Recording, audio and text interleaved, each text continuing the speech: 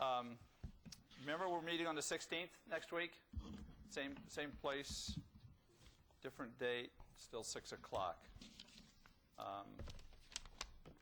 Is there anything, and we've had several inquiries this week. The comments have been posted on the website in that continuing commentary.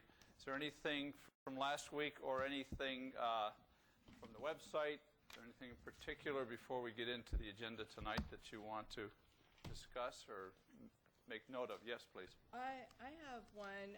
I had asked how many actual dollars were sent to the collection agency Yes. to generate the $22,000 in return, and that has not been answered.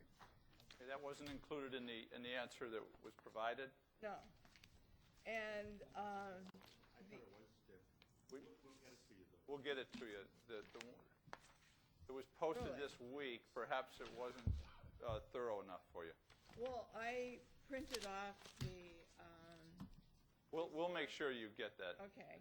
The other thing is, on the 16th, I would like to propose that our mayor have an opportunity after our city manager gives his presentation to give our mayor at least 45 minutes to give a presentation. Well, it's about 30 minutes for a presentation and then 15 minutes for questions and answers and time from our committee.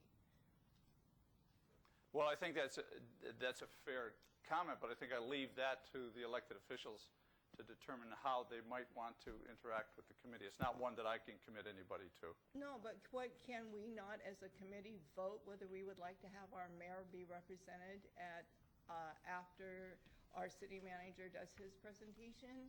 I mean, I would be very interested in having our mayor have an opportunity to do a presentation also and answer questions and so forth from us as a committee. Dick, with all due respect, I would just suggest, what about the rest of the council? Well, that was to my next question. Does that open it up to any elected official within the council to have the same opportunity? So I think it's up to you folks. If you want to join in the discussion, the suggestion is that the mayor be allowed to speak for 45 minutes at the next session following the presentation of the city manager. Question is also, if you wanted to do that, one, secondary, do you want to open up that opportunity to the other council members who may or may not have different viewpoints, consequently different commentary? Sir? Why do you think the mayor wants to talk to us anyway? Well, I think that if you look at his job description and his responsibility level, he is like CEO of the company.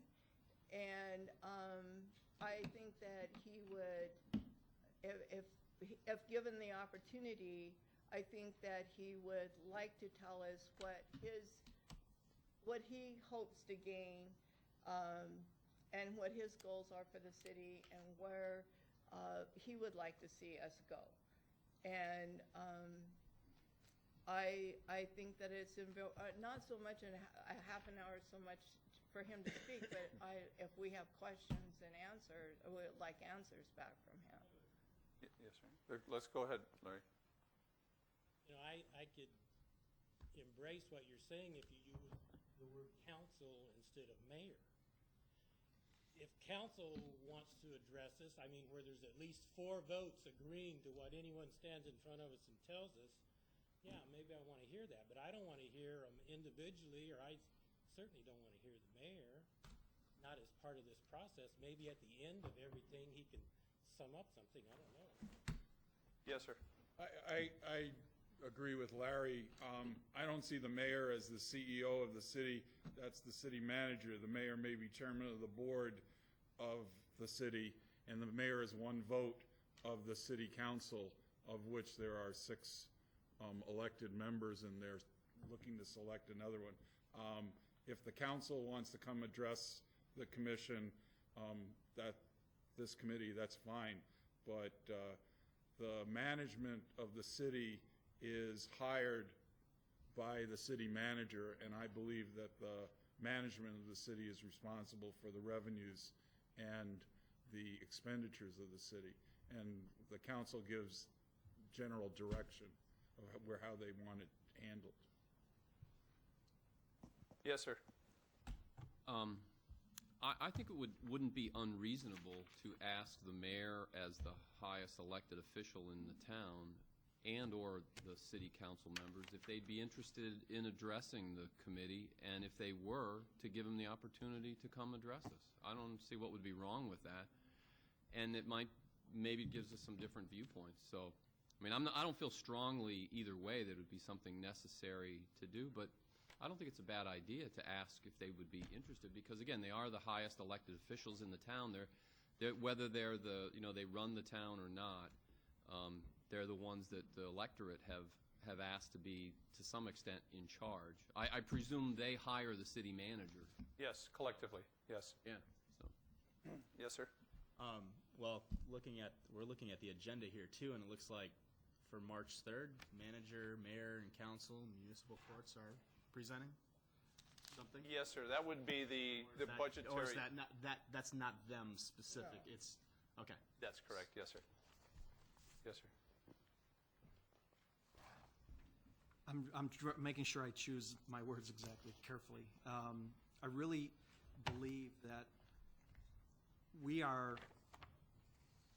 our purpose is to provide advice and counsel to the city council. The city council members, the mayor, and all of the elected officials are going to take our information and use it as they see fit. I don't think we need to hear from them. We're going to hear from them as a city when they decide what they're going to do with the budget. If they want to try to influence, and I'm not sure that that's exactly the right word to use, but if their presentation influences our decision-making, then our time may have, I don't want to say be wasted, but if they've already got opinions, then why are we here?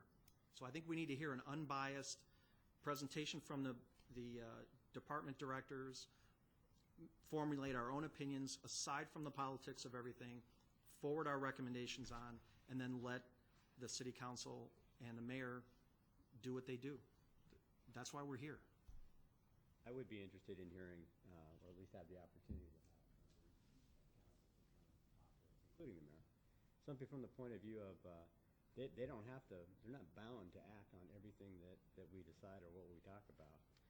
I personally don't have the insight in terms of where they're thinking at this point in time, and I would be interested in hearing that. Simply saying that the city manager is the only person responsible for the budget and whatnot. Yeah, the city manager has a definite responsibility, but in my world, fiduciary responsibility means anyone who's in a management role has a responsibility to the overall good of the organization. And I think that those members, council, are members of that organization. I think that they philosophically, I think they have something to offer this conversation. I would be interested in hearing from them, or at least giving them the opportunity that they want to speak, they can speak, and give us their take or their perspective. Anyone else like to weigh in on this? Yes, sir. Marvin Fair, would this cut into the presentation time that's already planned, or would it cut into the time that we have to interact among ourselves? Yes. I think probably the prudent thing would to suggest an additional meeting or two, especially if you had 6 people that wanted to spend a half hour each, we would need a separate meeting, I think, for that. I think it might be a good thing for us to vote on this. There are so many. We will. I'd like to listen to the opinions that people have first before we do that. Yes. My comment of having them do after the city manager gives his presentation is that the city manager is the only one doing a presentation on the 16th, and that the two tie in together. And I think one, the city council and the mayor and that following the city manager, since the city manager works for them, they is hired by them, and they are hired by us. They're our employee. City council and the mayor are our employee. So that's what I think why it would be important to hear what they have to say, just as much as it is to hear presentations from the police department or fire department or any other department. I think it's important. That's my opinion. Mr. Mallard? Okay. John?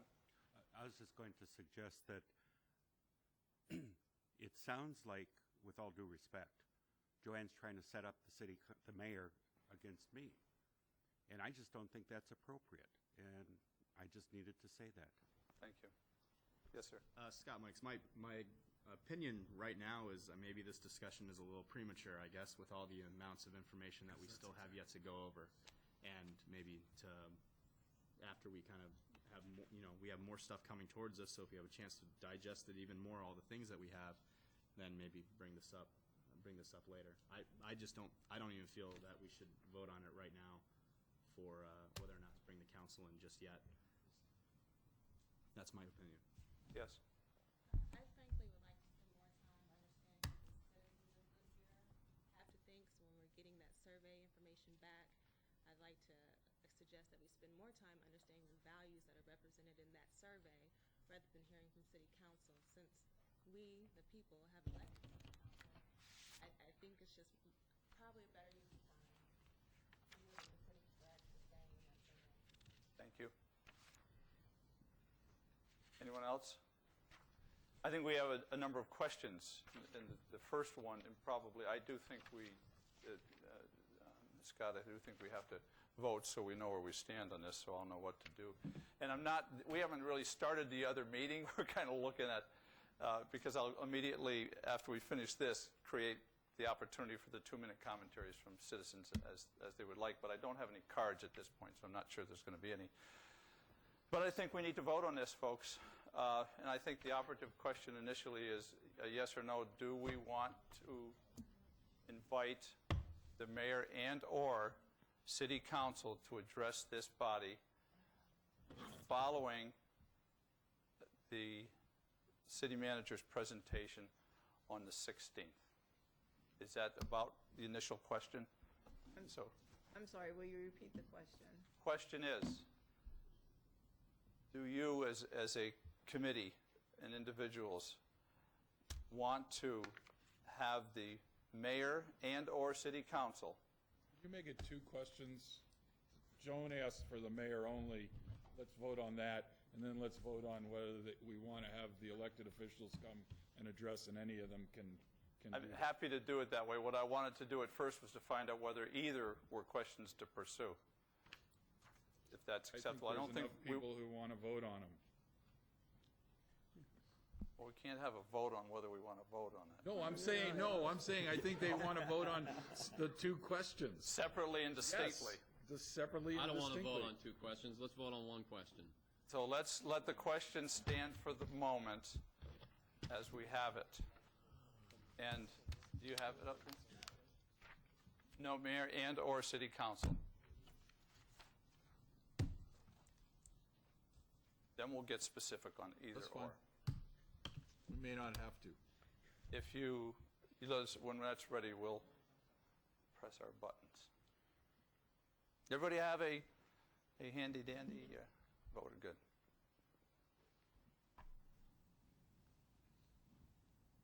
If you would be so kind, yes or no? 1, 2, 3. 18? You got 18?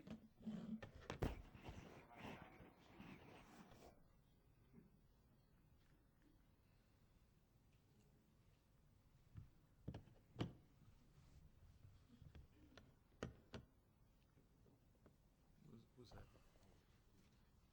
Is it a revote now? So vote again now? You want to wait till you get your screen up, right? Yeah. Okay, just give us a second.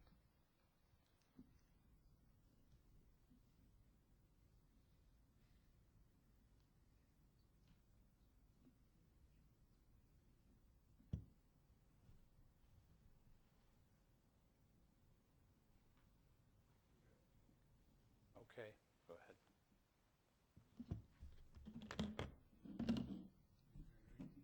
At 18.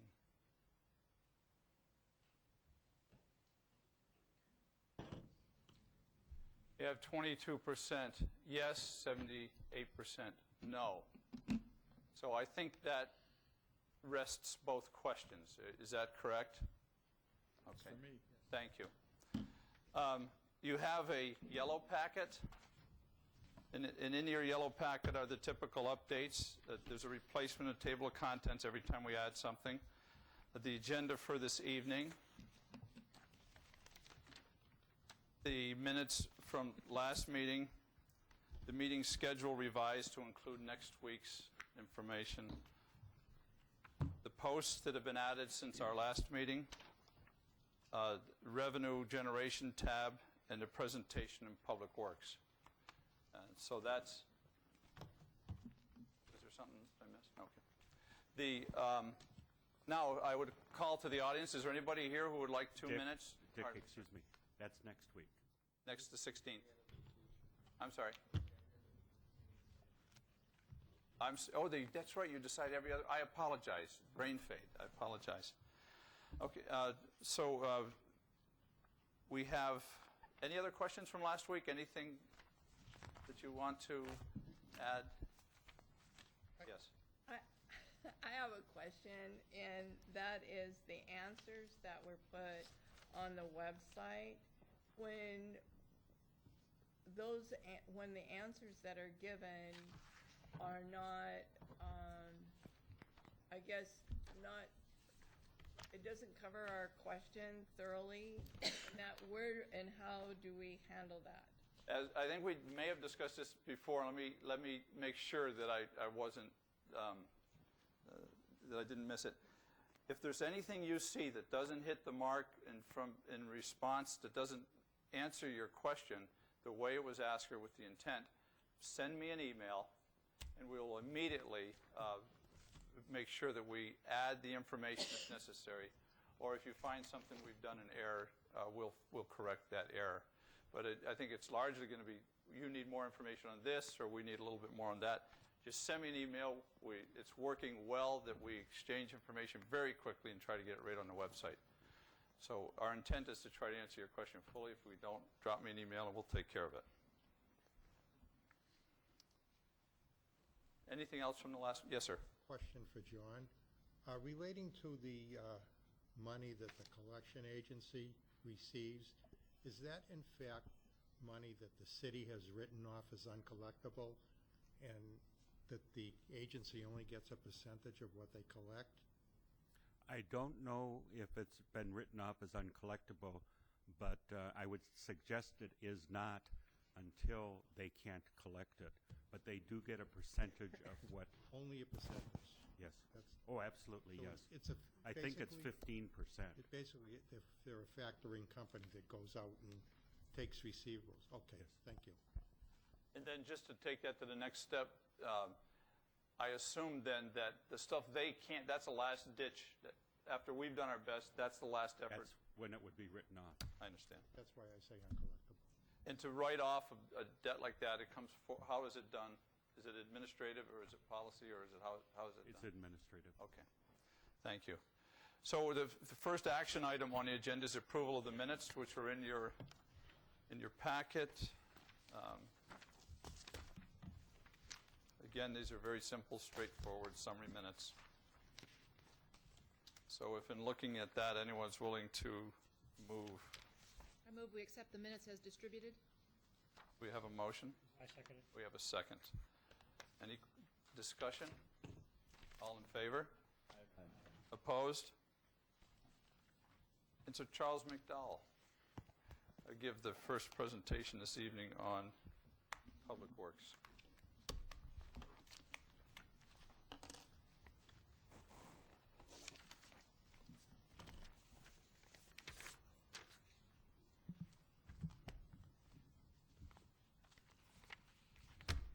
Good evening, everyone.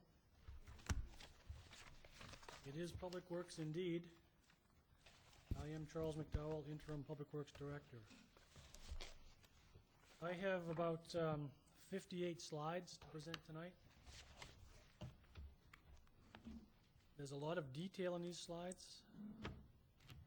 It's important that we look at the Public Works as a whole, as opposed to looking at one small segment such as the general fund. So that's my intent tonight.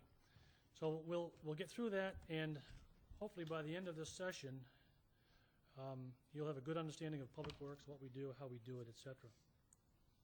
But before we start that, let's start a little bit light before we hit the heavy stuff. What do you folks think a bad day in Public Works looks like? Day that ends in Y. Anyone else? Snowstorm. I've got a couple examples that I think are bad days.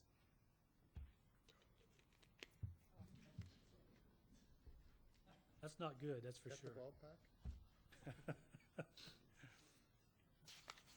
Desert, right?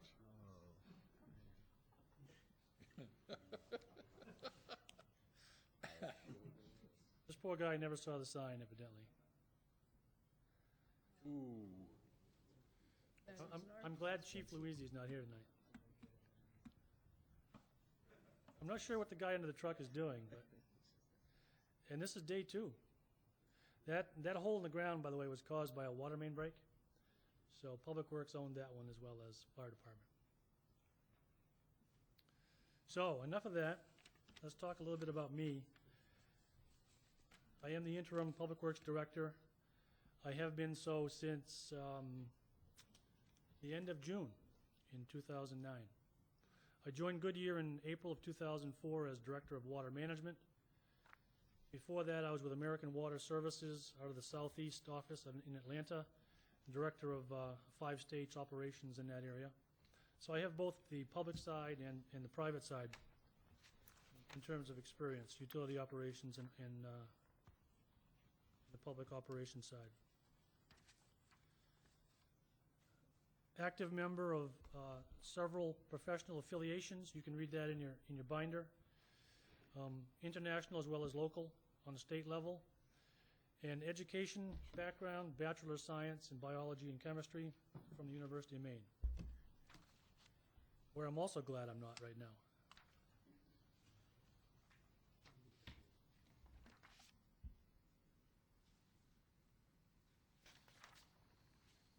What I intend to cover tonight, a number of key areas. I'm going to talk about our mission, our Public Works core services, or our business services, if you will, financial structure, enterprise versus general fund. We have 2 major pots of money or buckets of money, and it's important that we kind of understand how that is provided and how it can be used within our department. We're going to talk about organizational structure and staffing. Then we'll get into detail into programs and efficiencies in the enterprise funds, and then those same items under the general fund. Talk about trends. And the trend portion, I think, is really illustrates and starts to address some of the questions. Mr. Broadbeck, I think you had asked a question a couple times. What's changed since 2006? What's going on, and where are we, and what accounts for some of the budgetary and some of the other changes? Those trends and those graphs, I think, will start to address some of those questions. Are the enterprise, what you're referring to as enterprise funds, is that the same as what the CAFR calls proprietary funds? No. No? They refer to water and sewer and sanitation as proprietary funds in the CAFRs. Larry, same thing? Same? Yes, it is. All right. I stand corrected. My first faux pas. Mission statement. I'm not going to read every slide, but the mission statement, I think, is important because this really defines why Public Works exists, what we do. So I will go through this. Public Works Department provides essential environmental and municipal services to protect public health and safety. And that's key to remember. We often think of police and fire as our public safety folks. Public Works is right there shoulder to shoulder with them. We maintain their vehicles, we maintain the roads so they can access fires and emergency calls. A lot of what we do protects public safety in and around the city. We support the vitality of the community, and major goal is to protect the environment, of course.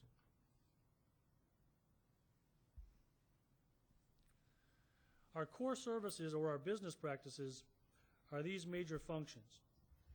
Every city of Goodyear visitor or resident uses at least one of these services.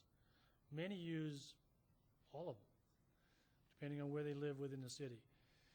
We provide water services, wastewater, sewers, stormwater management and regulation, sanitation or solid waste, streets and traffic control, facilities and buildings that the city owns or leases, and fleet and equipment management services.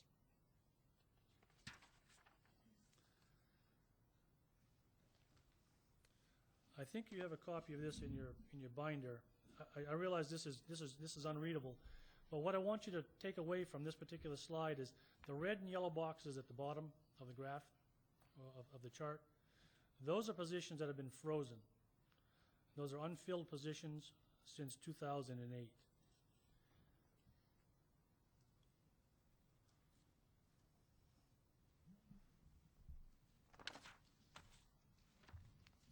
Most of you have seen this slide before.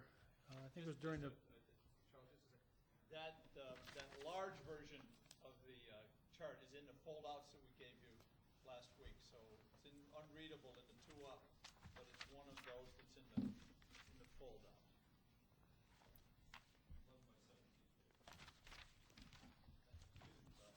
This pie chart, I think most of you have seen before.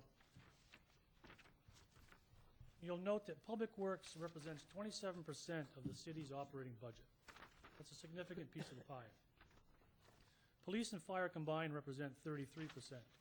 So those three departments within the city have the most impact on the operating budget and on resources within the city.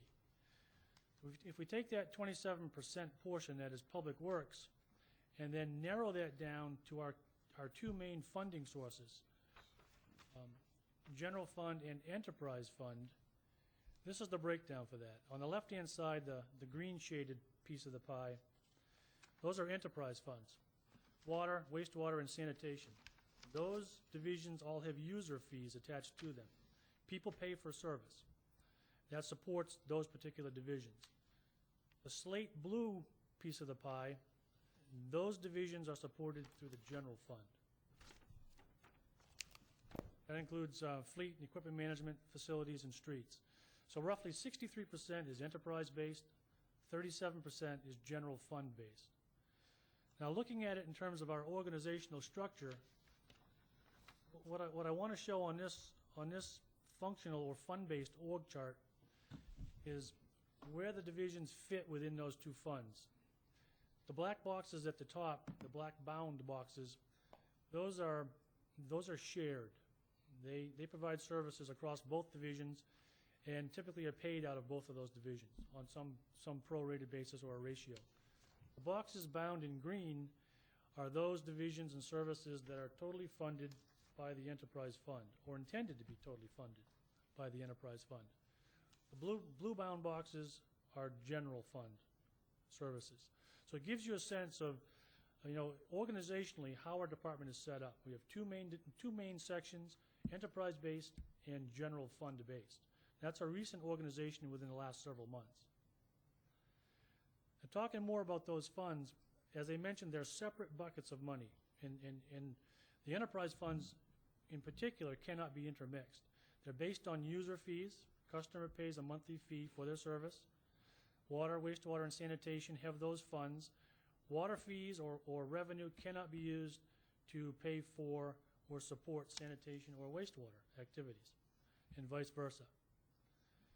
On the general fund side, local sales tax, shared revenues, property tax, licenses and fees, and other franchise fees go into that bucket of money.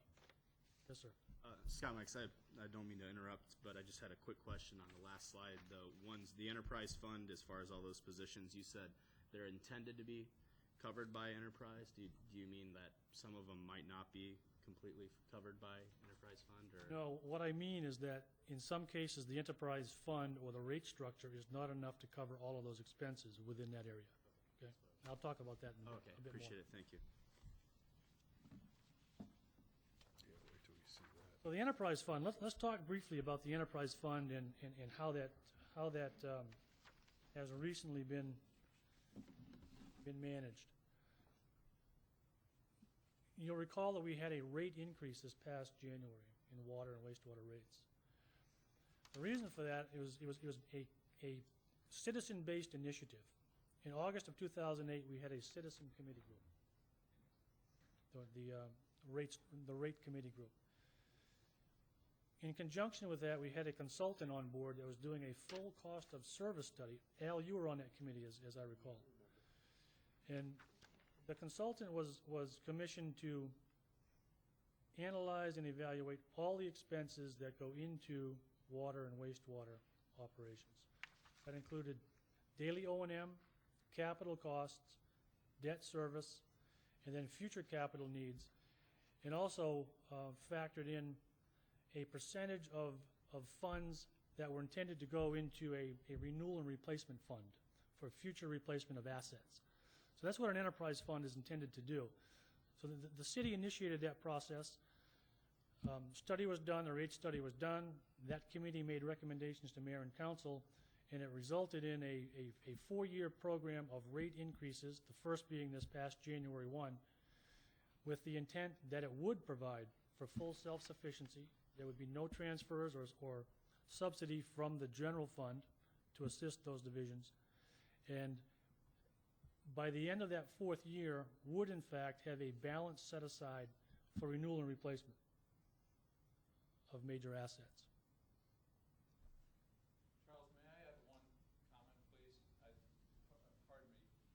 Also understand in an enterprise fund, there are times, and I don't know to the degree or whether or not Trigger does it, but an enterprise fund can purchase some services from the general fund that it doesn't provide to itself. So while it's an enterprise, the only way money can move from the general fund to that in a normal structure is in relationship to services provided. Human resources, finance, et cetera, et cetera. If you look at the next to the last bullet on that screen, that's what that references. It reimburses customer service and building and indirect costs for departments that add support to the enterprise divisions. And the other thing to remember about the rate structure, the rate recommendation, it's multi-tiered and it's based on use. So the more you use, the more you pay. It's intended to get those higher users to really look at conservation as an option and not just continue to draw that water every single day.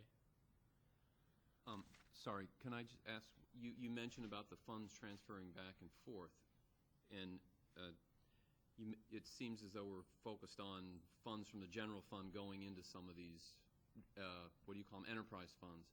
But if I'm reading this correctly, the water, sewer, and sanitation run at a net, at an operating income and at a net profit every year. Is that correct? They are currently. Okay. So at this particular time, there's not a huge question about general funds going into these. More of a question is, are these going to cover, are you going to have a long-term positive cash flow for your capital expenses based on the income that you generate from these two proprietary funds or enterprise funds? Correct. Okay. In previous years, there was a transfer from the general fund to subsidize those enterprise-based divisions. But that, because of these rate increases, you don't have that anymore. That and also a number of efficiencies that were implemented within those divisions. The self-sufficiency component has been realized. Now, the Public Works Department, if you've looked at your budget books and looked at some of the numbers,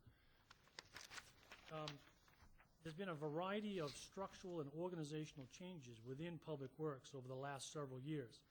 This timeline presents a pretty good picture of what's transpired within Public Works that would help account for or speak to some of those budget variances you may have noticed. Back in January of 2003, Public Works was comprised of the full Public Works group, Parks and Recreation, and Water and Wastewater. In January of 2004, Water and Wastewater was split out of Public Works and became a standalone department with its own director, management staff, and location of business. That was done to recognize the need that the city was growing so fast that they really needed to have a separate entity looking after the water and wastewater services, and Public Works would focus on streets, fleet, sanitation, and those kind of things.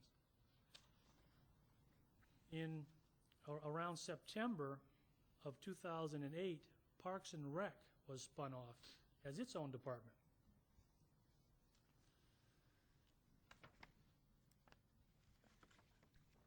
December of 2008, Water and Public Works remerged and consolidated office space, consolidated management, and eliminated one director position. And then after that merger, a number of internal realignments occurred. Sanitation was grouped with water and wastewater under the enterprise section, and the transportation function, the traffic engineers and the assistant traffic engineer were transferred to the engineering division. So when you look at all of those changes in total, it's a challenge to come up with a definitive comparison of budgets, how it evolved over those numbers of years. And part of that challenge is what I'm going to attempt to show you later on.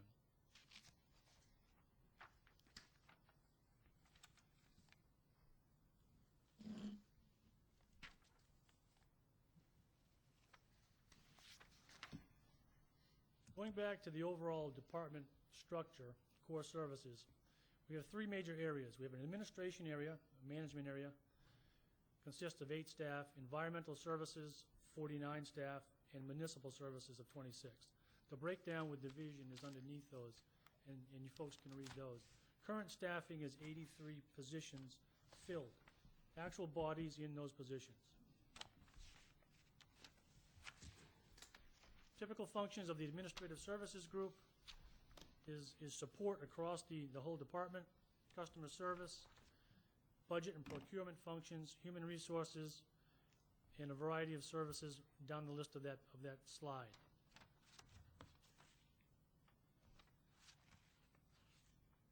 Typical outputs from that group would be a little over 12,000 customer phone calls. This is calendar year 2009.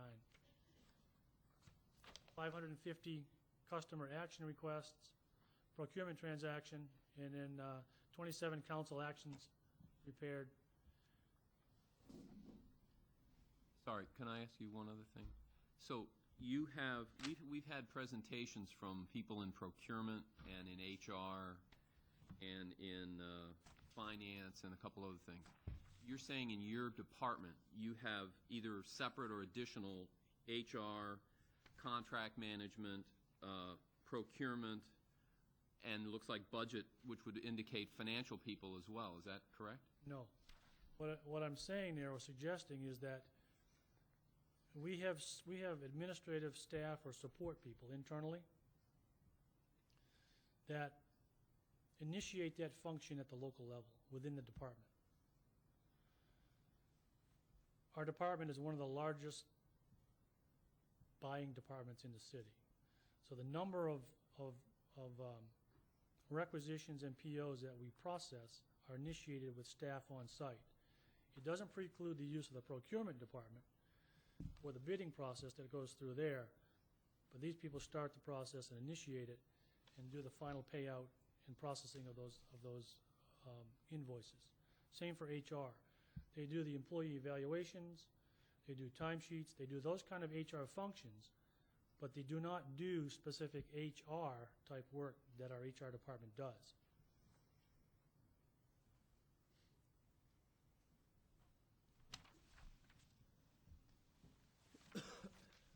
In the enterprise fund divisions, we have the environmental services section, includes water, wastewater, and sanitation.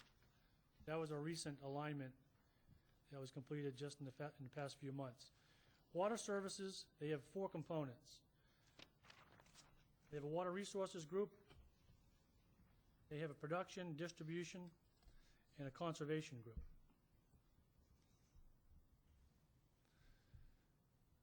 Their key mission is to provide drinkable or potable water for all the residents of the city and also provide fire protection.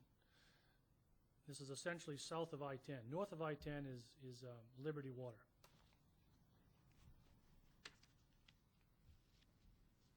Question.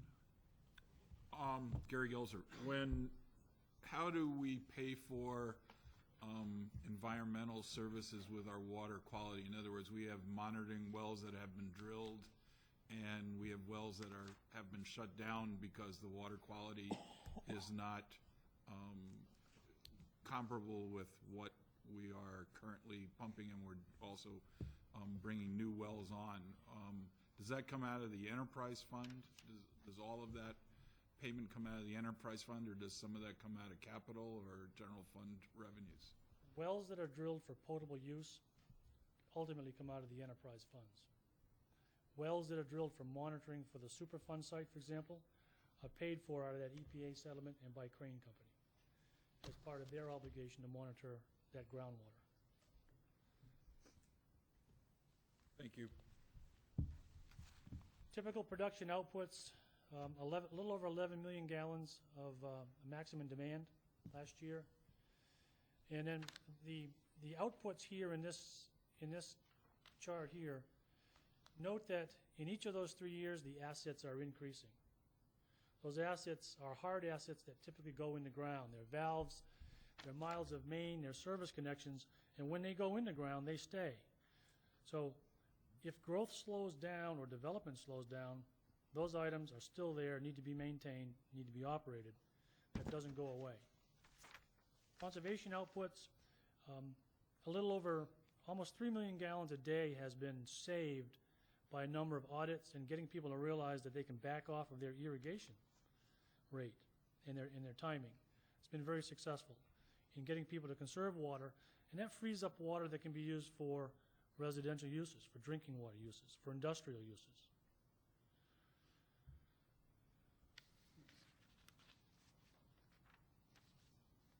Not an efficient misting system.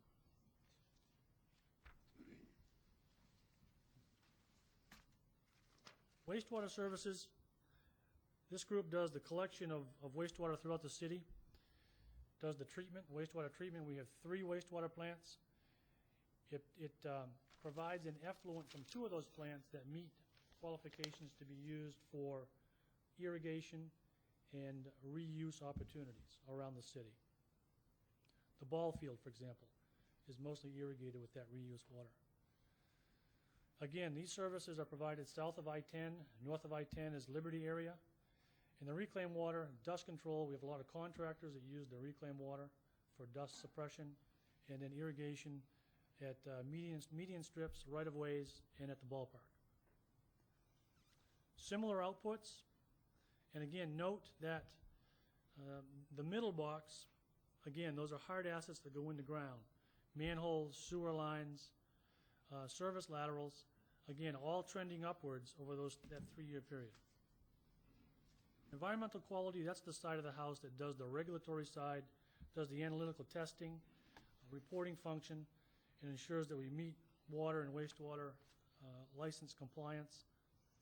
A number of outputs there, and again, you'll see a general trend, all increasing.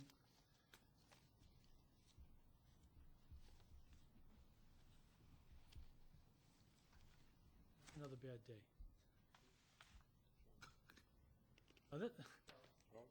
Yes, Al. On the pool drain permits. Yep. Are those units? They seem low. Those are actual pools done, yes. 17 people drained their pool in 2008? 44 and 09. No. That's our actual count.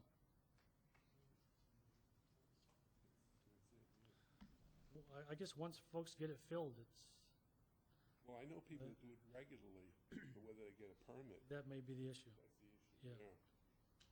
And there's a fee on that, right, for the permit? This one here, I'm not really sure why I put it in. I just thought it was kind of funny, but there's definitely potential. There's potential with that. Yes, moving right along. Sanitation services or solid waste.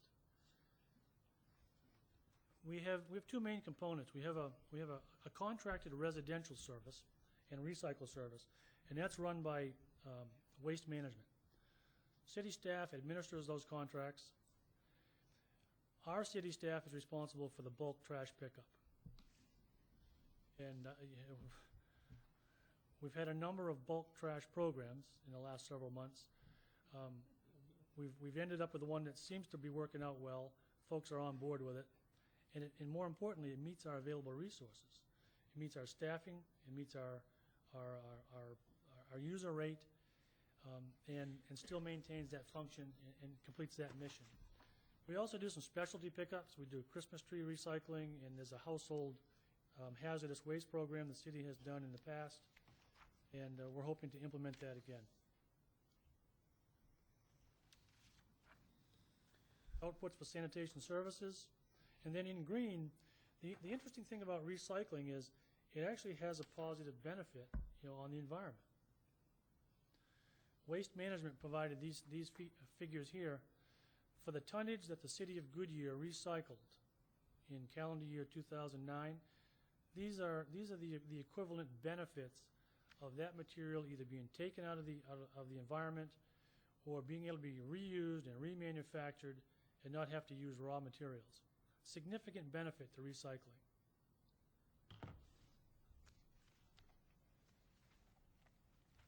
This actually happened in Gilbert not too long ago. Okay, fiscal impact within the enterprise fund area.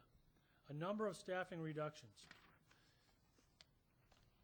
We've been relatively proactive, and when positions came vacant, either through attrition or resignations or what have you, then we were very careful in evaluating those in terms of, do we fill those now, or do we use that as an opportunity to perhaps reduce the overall expenses and narrow that gap at the time between general fund subsidy and the enterprise revenue that was coming in.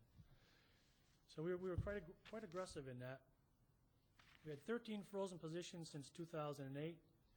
We currently have 2 vacant positions that we're evaluating now, and that represents 23% of the authorized positions within that enterprise section. Significant reduction in staff. Cost reductions and other efficiencies, like other city departments, we've slashed travel and training budgets, supplies and contracted services, consulting fees. We've reduced overtime and standby pay. In lieu of that, we're giving folks the opportunity to accumulate comp time and not actually have to use the actual monetary outlay.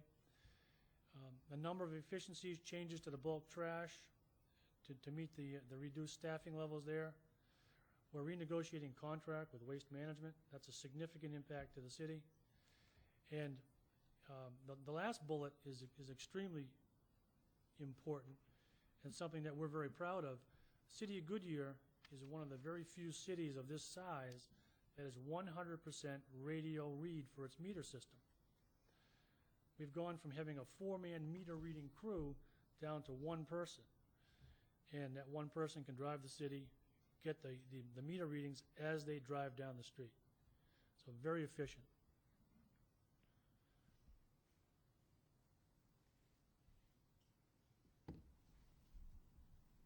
All right, let's switch to the general fund area.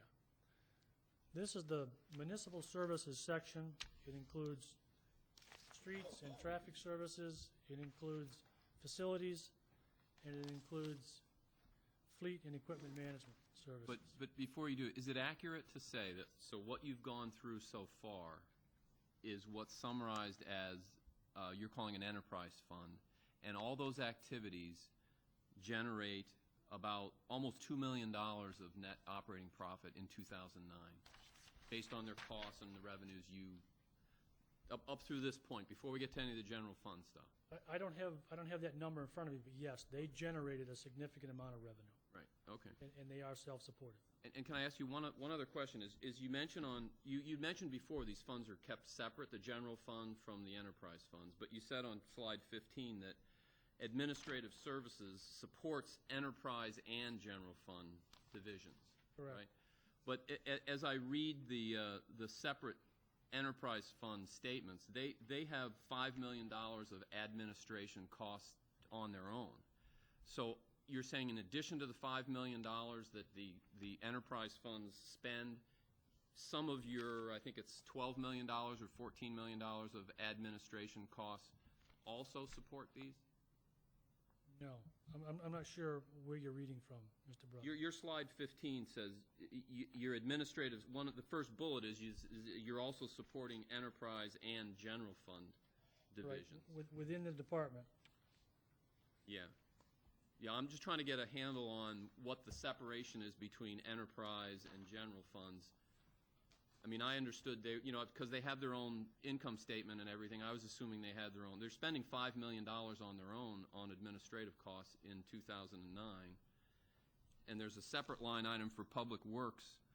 Well, I guess your total budget is about, in '09 was about $14 million. I don't know what the breakdown is for administrative costs. But what I'm just trying to, you're saying in addition to the $5 million that the water and sanitation spend, you also support them with your general fund administration. We have the admin function, which is roughly $500,000 that comes out of the general side. And then our budget is constructed. In our budget, we had a water admin, wastewater. We had a water admin on the water side. We had a number of categories that were administratively labeled. Okay. Okay, but they weren't administrative functions. It was a, if you will, nomenclature within our budget system. All right. And it included functions that were typically done by management. Within there could be staff costs, personnel costs, as well as consultant fees, other items that were used across the department that were billed or listed or labeled in that administrative classification. On your head count numbers, can you actually break down which of this head count is supporting the enterprise funds and which are, how many by numbers are supporting the general fund, or is that something you don't regularly do? It gets intermixed. No, we can do that. I can give you a pretty good idea right now of what that is. It seems like if your admin is, your general fund or your overall admin service, you're saying are $500,000, it seems like most of it must be going into the enterprise because that's what is reported anyway. And you're saying maybe there's other stuff in it that's not truly admin, but again, water, sewer, and sanitation, I'm not picking on this because they generate a profit, right? They have operating profit and net income, but they've got admin costs of about $5 million according to the CAFRs is all I'm asking about. If you go back to slide 19. Yep. The 49 staff members under environmental services, those are 100% enterprise funded. 26 staff members under municipal services, those are general fund. And the 8 in admin are split between those two funds based on the amount of time that they spend doing that. Oh, okay. I think it's maybe slide 14 is what you're talking about? Yeah.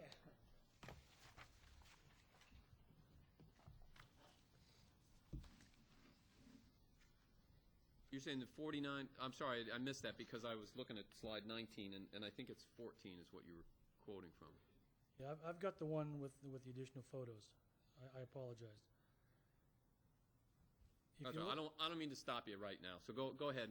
We can get it later. We get that. Let's just clear this one up, though. Those 49 staff members are paid out of the enterprise fund. The environmental services people. Correct. Okay. On the right-hand side, those 26 staff members are paid out of the general fund.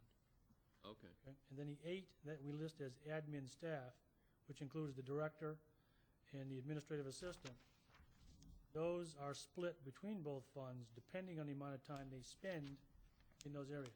Okay. It may be a 60-40 split. It may be 65-35. But they cross the lines between both funds, so we try to allocate and pay for them out of that. Okay.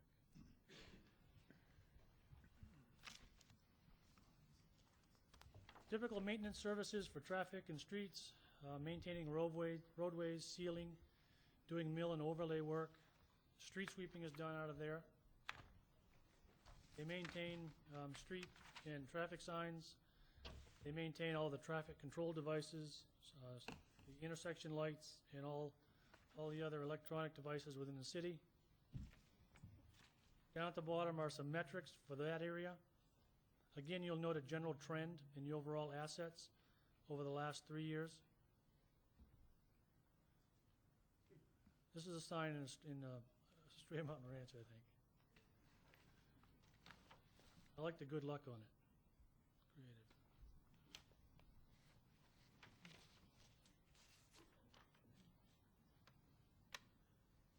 Facilities. Right now, facilities maintains a little over 351,000 square feet citywide.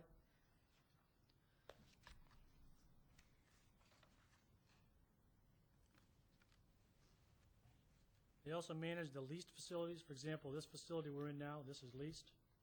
The city does not own this. They manage lighting, security systems, mechanical equipment in all the city facilities, manage and controls gate access to various facilities, security badges, contracted services such as custodial services for various buildings, elevator maintenance and inspection programs, standby power contracts for our generators.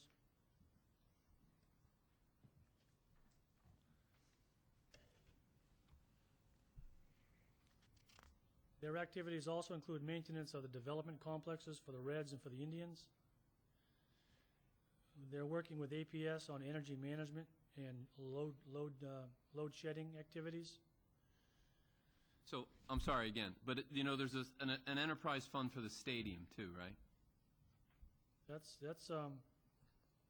a different funding though. Well, they're all reported on the same sheet by the I finance understand. guy. I understand. Okay, and you're saying that you guys also contribute work to the stadium that's not charged in this enterprise fund? We contribute work there, but the time is billable time. Okay, so it gets charged. So the expenses that are collected under the stadium, your stuff's getting charged into there. But does that show up in your budget then, or it gets charged out? When it gets charged out to the stadium, it shouldn't remain in when you report, right? So some of what you're doing there would get charged out to here. There's a number of interdepartmental transfers. Yeah. And I think what I would do on that is I would certainly defer to our finance director, Larry Lang, in terms of the mechanics of how those transfers occur when one department does services for another. The city's moving toward more of a chargeback philosophy. For example, in fleet, the fleet department in Public Works maintains vehicles citywide. The intent is that that service ought to be paid for by the department having the work done. Yep, Okay. yep. City's moving in that direction. So we'll often see a line item in fleet with less funds than what a requisition is coming in for. That money then gets transferred from the other department having the work done. Okay. So there's a number of mechanisms internally to try to shift toward more of a user base, if you will, within city departments or across city departments. Okay. Thanks.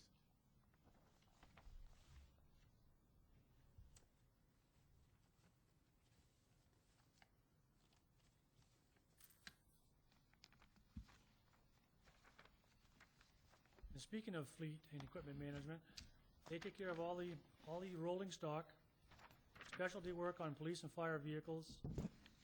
Staff are trained, certified to work on those types of vehicles. They maintain regulatory compliance. They purchase bulk fuel. We have a number of fueling stations around the city. They purchase bulk fuel at a wholesale rate.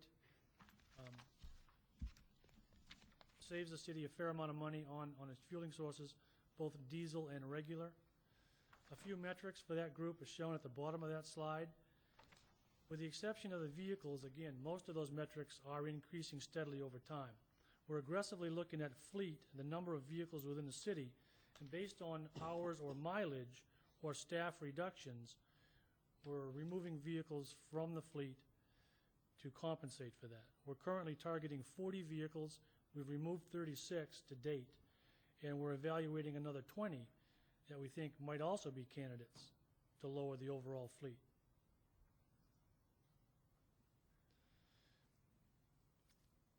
This is one of our older vehicles in the fleet.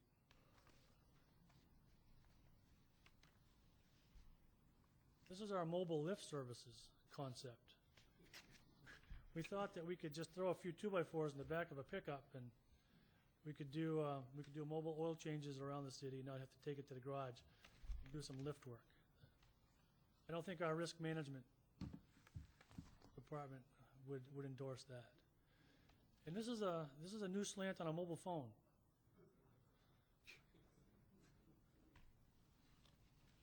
All right, fiscal impact on general fund. Staffing reductions here, 6 frozen positions to date, 3 are currently vacant, and we are evaluating those. The reductions of the frozen positions account for 21% of authorized positions to date within this general fund supported area. Cost reductions are similar: training and travel, supplies, overtime, standby, using internal staff to do more projects rather than contracting those out, such as a fiber optic cable installation program. The bulk fuel that I mentioned, lighting control and energy management, we're starting to get more involved in that. A fair amount of our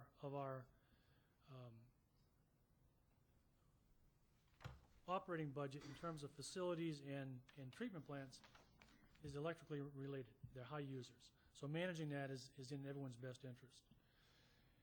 And then we've applied for grants. We have a ethanol fueling station internally. We're doing some evaluation of that in terms of its efficiency compared to regular gasoline. And of course, chasing ARA funds for buying down cost of equipment. This particular one was for a chiller at the proposed city center. You know, saves the city $500,000 by using those funds. Efficiencies, we merged departments into one location. We're merging the corporate yard and fleet and all the vehicles onto one location. We've reduced the street sweeping frequency from once every 4 weeks down to, taking 3 weeks to complete a city cycle to now being 4 weeks to complete that cycle. We're renegotiating building leases, reducing fleet, as I mentioned. Rather than just changing fluids and oils because the mileage or the time says change it, we're doing oil evaluation and analysis. Taking lighting out of city facilities and meeting rooms. Load shedding, as I mentioned. A number of activities to be more effective and more efficient. Now the trend portion, this is the part that I really want to leave you folks with. This really kind of sums what's happened with the assets in the last several years, what's happened with our staffing, and what's been the trend for our budget. These are 5 assets that we manage. They're metrics for us. These are actual numbers for 06 through 09. And again, you'll note very clearly a steady increase in all of those assets. Number of miles of road to maintain, the number of traffic signals throughout the city, the number of vehicles, a slight decline this year with the program I told you about, water mains and sewer main miles, all increasing over that 4-year period. And as I said earlier, once they're in the ground, they don't go away. They still have to be maintained, they have to be monitored, they have to be cleaned, they have to be exercised. Another set of metrics, manholes, service laterals, valves, fire hydrants, and water service connections. Again, all of those trending upwards over that 4-year period. And are all of these, though, in water and covered in water and sewer? All of them. This slide here that you all just. of them on this slide is. Yeah, and the first slide was all the general fund type of public works, right? Water main miles and sewer main miles would be enterprise. Right, okay. The But other- lane miles, traffic signals, vehicles maintained, oh yeah, I'm seeing, yeah, some of this is actually part of water main, right? Correct, okay. And then if we compare that to our staffing trend back from 2006, again, you note that we peaked in 2008 when things were busy, things were hot and heavy, a lot of things were going on. Since then, we have been trending downwards. We're currently at 83 bodies to do that same level of work that the asset trend indicates is now out there and needs to be taken care of and maintained.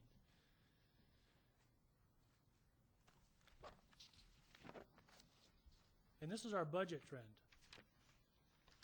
Looking at 2006, and this is a combined budget for public works and water resources. It does not include Parks and Rec. Yeah, Okay. I just, on that previous slide there, slide 38, I mean, yeah, the numbers that are in the CAFR are different than that. So, again,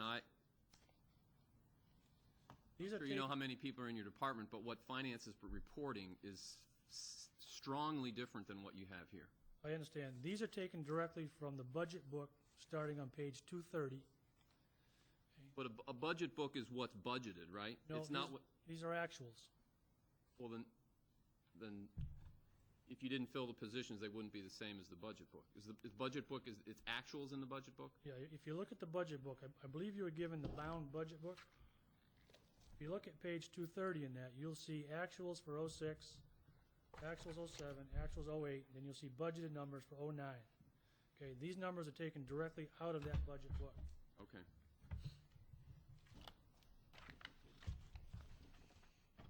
So again, the trend, we've leveled off. The trend is decreasing due to a number of things. The efficiencies I mentioned, reduced staffing that we talked about.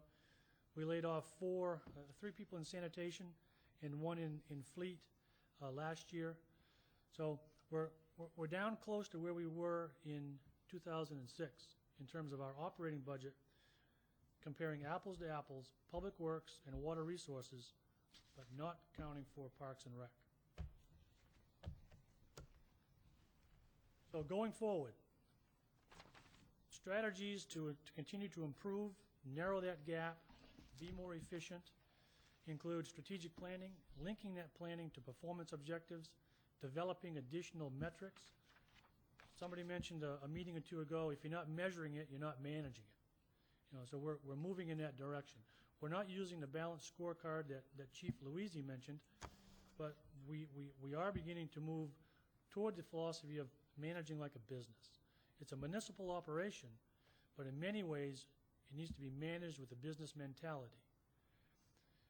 We're implementing a number of programs that help us manage the current assets. Pavement Management Index program, for example, allows us to evaluate conditions of roadways so that we can schedule and plan maintenance programs to maintain a certain level of condition for those roads. We're collecting a variety of data, technology. I mentioned the radio reads for meters.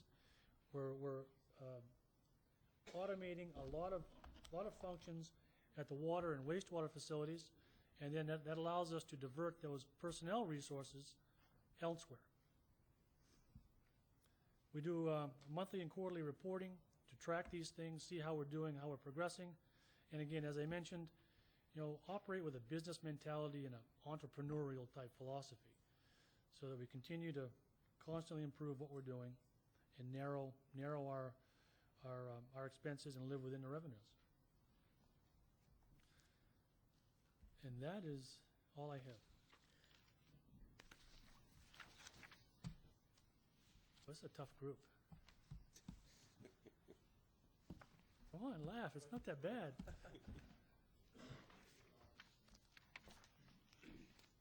That's why you're not laughing. Okay. Any questions? Mr. Broadbeck? Yeah, on slide 28, just because I just clarify this. You show in that little chart at the bottom, number of traffic signals and man hours for signals maintenance. Are those two lines related at all? Yes. We're talking about the same signals? Mm-hmm. So it takes about 750 man hours per year to maintain one traffic signal? When we say maintain it, it doesn't just mean change the bulbs in it. Okay? It means evaluate the programming, change the programming, change the timing of the signal, do the reporting and the data keeping. There's a number of requirements to maintain that data.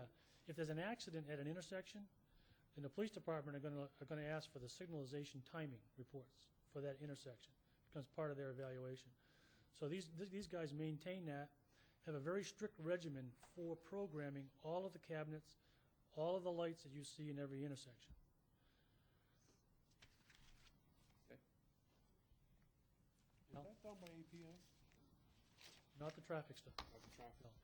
City staff maintains the traffic signals, okay, and APS maintains streetlights.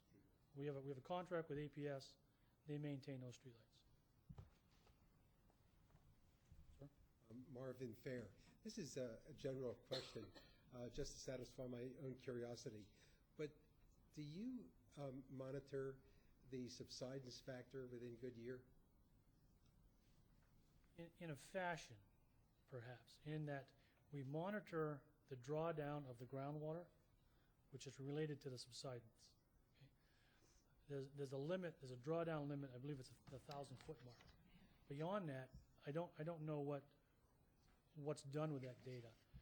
The city per se does not monitor that.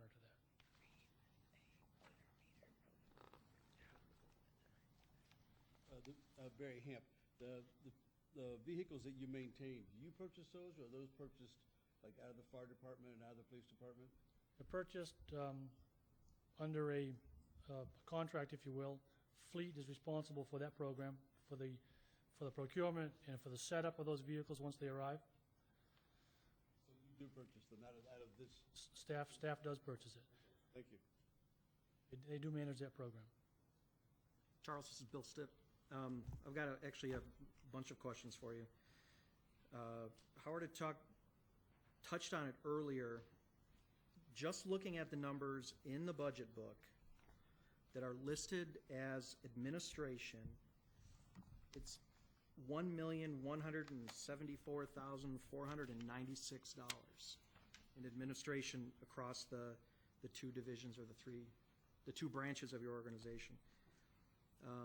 That equals about 10% of your overall budget. In looking at some of the numbers that are included in the budget and on the organizational chart, you've got several, I don't know how you, departments, or I don't know what terminology you're using for them, that have, for example, facilities management has 3 managers but only 9 total employees. The highway department has 12 people but 3 managers. The fleet department has a service advisor and a foreman. It seems, and then if you take that, and we're probably not comparing apples to apples, because as you go through the budget, you realize that what you call administration is not the same thing that the police calls administration. It's not the same thing as fire calls theirs. But 10% is fairly high across the city board, the city levels. And you had mentioned earlier that you've done, in the evolution of Public Works chart, that you had several mergers that had occurred over time. I would assume that those resulted in efficiencies. Is that correct? They did. It also resulted in less management positions. Did less management positions, but were there other positions that were eliminated as a result of those? Because it seems that you're real management heavy. There's more chiefs than there are Indians. Well, and it's a very broad statement looking at an org chart and a numbers budget. I think that's a fair assessment, if you will. But that's part of what we've been doing in the last 6 months within Public Works, is looking at the organizational structure. When we merged with Public Works, we being Water Resources, there was a number of duplications. Public Works had admin staff, Water Resources did. Public Works had deputy directors, Water Resources did. So when they merged, we had a number of positions that when you look at it, if you're going to set it up, you wouldn't set it up that way, okay? So what we've done in the interim, in accounting for that merge and what the structure should be in the workload, our structure now shows only 2 deputy directors, not 4. So we're moving in that direction. The positions we have a number of people in interim positions, such as myself. My old position, deputy director, is not filled. So there's a savings now in that area.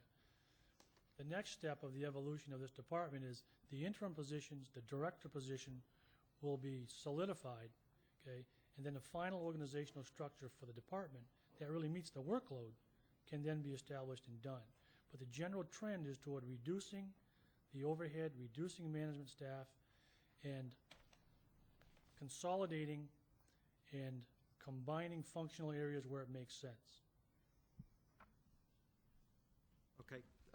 Thank you for that. I would like to then, Dick or John, ask a very generic question.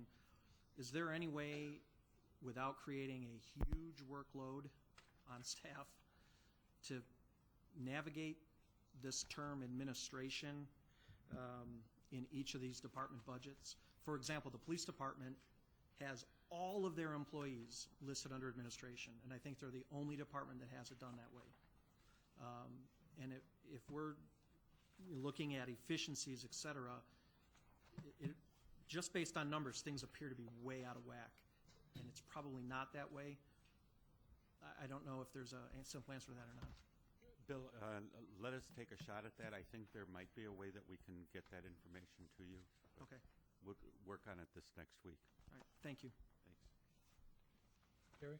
Gary Gilzer. Could you elaborate on your managers and what their responsibilities are? In other words, in Public Works and Water Resources, I suspect that many of the managers are really more working managers than managers in the corporate sense. And correct me if I'm wrong, or elaborate a little bit. If you refer to the org chart, the yellow boxed one would work fine also. Departmentally, we have a director, 2 deputies under that director. Under each of those deputies in their respective areas would be a superintendent over water, superintendent over wastewater, superintendent over sanitation. Those are management positions. Okay? They do some field work. The superintendents do some field work in terms of inspection, of oversight, but they're not hands-on, if you will. Okay? Underneath that superintendent level is then the supervisor level, foreman, senior utility techs, and so forth down the line. Those are all hands-on, field-related supervisors or managers, if you will. But from the superintendent level and up, those are not the field or the hands-on manager.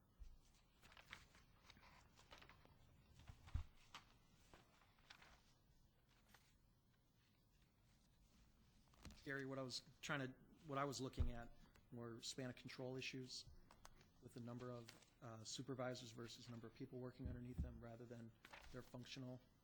Right. But if you look at if you look at the waste management end of the business, the trash end of the business, the first level supervisor is out supervising X number of trash trucks and managing recycling trucks that are running around that are not city employees. And so, so there are management positions that operate supervised contract workers that are not reflected in the staffing, and I think they have that in some of the other areas. The fleet management repairs the fire trucks, but they don't equip them or worry about them. The fire truck drives it in, says, here, fix, it's time for an oil change or whatever. Right. And so you still have to manage that function and work with the other departments.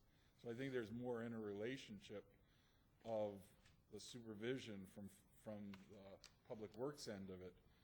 I'm not saying that it may be top heavy, but I think some of the supervisors are actually hands-on people that are coordinating the administration function through other departments. Bill, as we've evolved, there are some locations within our org chart where span of control doesn't seem to make sense. And we've addressed several of those to date. So as we move in the next step, as the interim positions get filled, that's the next step in the evolution of the organizational chart, is to look at those key areas that still doesn't seem to make sense in terms of how it's structured and lines of command, chain of command, number of direct reports. We recognize that. And that's certainly on the agenda for addressing that in the next round. But you have to remember that when you take 2 departments, separate them for a number of years, and then they're thrown back together for efficiency, okay, and as a reflection of the current economic times at that time, there's going to be duplication within those two departments that were both structured to stand alone and to be self-supportive and self-sufficient. Okay, so we've taken care of a number of those areas where that duplication existed, and we're aware of others that need to be addressed. Sure, and I think the one that really brings it forward is the second page of the org chart. Under the Streets and Traffic Services, there's a Streets and Traffic Services Superintendent who, working for that individual, has a Traffic Services Supervisor who then has two foremen working Yep. that have all the boots on the ground. Understood. You're absolutely right. One last question from me. Are you, just as just a general question, are you pretty well satisfied that the enterprise funds are being adequately accounted for as far as what their costs are, that they're actually being charged the appropriate costs for what reflect operating those businesses? And again, the reason I'm asking this is because they're showing a profit, which is a good thing, right? And there's other parts, actually there's other enterprise funds that don't show a profit. Are you satisfied that all the things you do are getting properly charged to these correct buckets, and that the numbers we've been given on what their costs are and what their profits are reasonable? I'm not saying they're 100% perfect, but they're at least reasonable. And do you feel the work you do is being adequately charged to the departments who actually use the work, or could that be done a little bit better? That we can do better, but it's my belief that what gets done in the enterprise areas is properly charged to those enterprise accounts. Okay. Part of that reason it's making a profit is the fact that we've undergone a significant amount of efficiencies and reductions in staff and line items. Again, to close that gap between what the rate structure was designed to bring in for revenue versus actual operating expenses. Our rate structure wasn't designed to support the department at 08 levels, for example, okay? So we had to close that gap, so it was a twofold approach. In terms of services to other departments, no, as a city, we can do better than that. In terms of charging the appropriate department for the service being done. Yeah, and just for the committee, the reason I'm asking this question is it's just to try to rule out some things, because we have a lot of stuff to look at. And again, this is just my look at this, but as I've looked at this, it looks like water, sewer, and sanitation, they more than pay for themselves. And if he says those costs are being covered, I mean, that might be something we just say, water, sewer, sanitation, and the fire department look like they're paying for themselves. Or, they've maintained pretty efficient operations. Maybe it would allow us to direct our attention more at other things rather than at those areas. Again, it's just a thought. I also have one last question. The facilities division, do they pay the lease cost on the Veneta buildings here? I've not been able to find anywhere in the budget that shows where the leasing payments come from. And I'm wondering, is it coming out of facilities or is it coming out of somewhere else? It does. It's in the facilities line item. Is it under contractual services or where? Yes.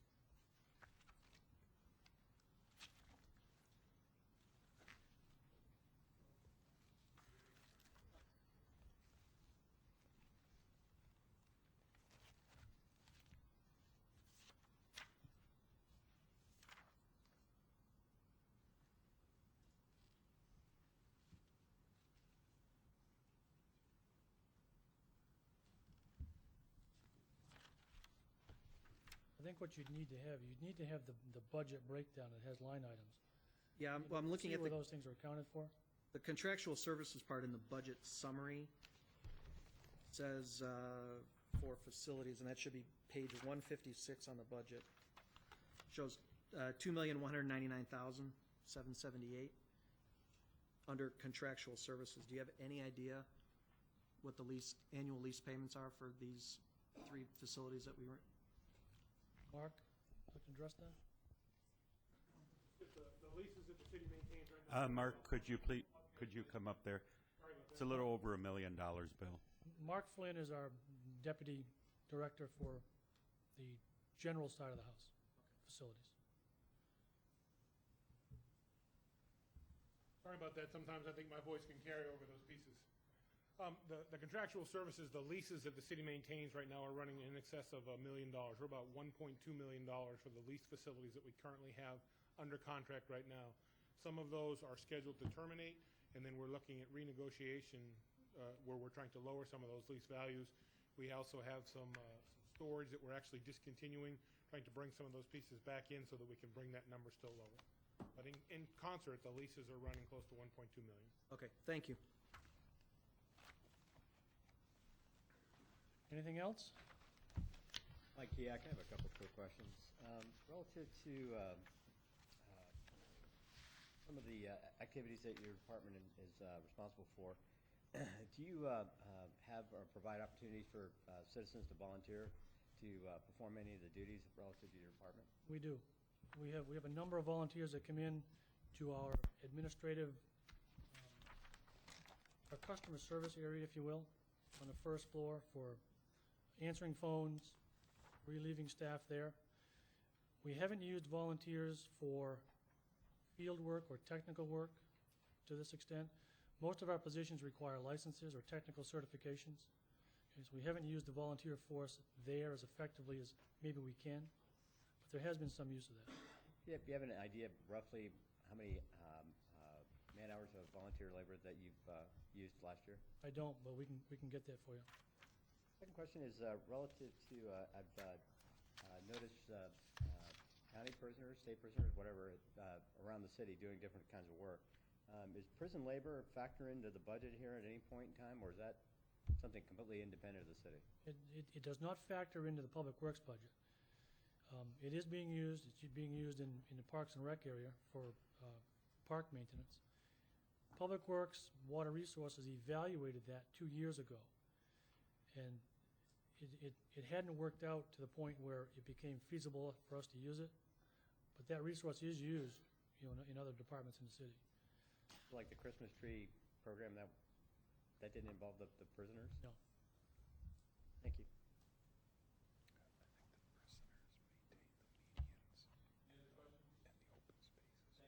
Thank you.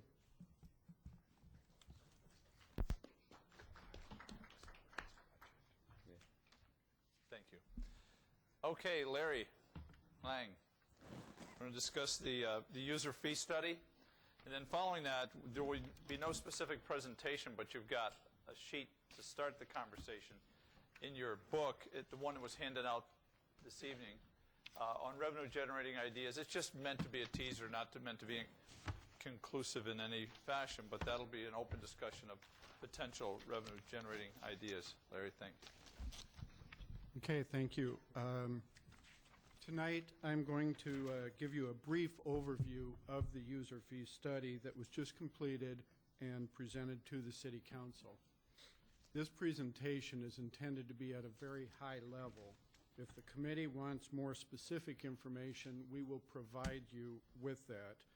The fees that we're talking about tonight, there are actually approximately 280 individual fees that were calculated. But tonight, we're just going to do an overview of how they were calculated, and it's really primarily to make you aware of those, and your level of discussion is up to you. Some of these proposed fees are being discussed with user groups such as the development community and the recreation roundtable. An overview of the user fee study is just going to be very brief of how it was done, how it was calculated, as well as proposed policy that we're talking about. And I'll go into some of the specifics in a couple minutes. But first, I want to talk a little bit about what a user fee is. First of all, when Charles tonight was talking about the user fees for the water, sewer, enterprise funds or the proprietary funds, those were not part of this study. Those are done in a separate study that is only for that purpose. This is for the numerous other user fees, and those are charges for specific services received by people, and the beneficiaries of those fees are the ones that actually pay for that. Conversely, if that means that those people that do not benefit from those fees would not be the ones that are paying for those services. User fee study is an accounting analysis to identify the true or full cost of providing certain user fee services. And with this, I'm going to go into a question that was asked in the last presentation. Municipal governments, city governments generally do not use cost accounting systems as you would see in the private sector. So the cost of providing services are not necessarily allocated out to the product or the service that is being provided very specifically in the accounting record. Therefore, the indirect cost analysis becomes a higher variable, and it has to be allocated in the user fee analysis to make sure that that cost is recovered or recognized as part of that study. So what did the user fee study contemplate? Did an inventory of the existing and potential user fees and corresponding departments, calculated the full cost of providing those services, and those calculations included the direct costs, the indirect costs, as well as cross-departmental support for those services. Consider cost recovery and subsidy policy decisions, and we'll talk about that in just a couple of minutes. And then the fourth step is to actually recommend specific user fee charges. And based on the initial cost analysis, much of that recommendation comes at the department level where they are better familiar with the specific fees. As I indicated, 280 different fees are being proposed specifically within this. But as part of that, for each of those areas, we do comparisons to other cities to see what we're charging and how that compares to what other cities charge. There were 6 departments that were included in the user fee study. Planning and engineering are more the development service related charges. Fire for the prevention and building safety functions that they do. Parks and recreation for a number of things, whether it's the facilities usage or the specific recreation programs. Police for a couple of charges, including fingerprinting, and the city clerk for liquor licenses and a couple of things like that.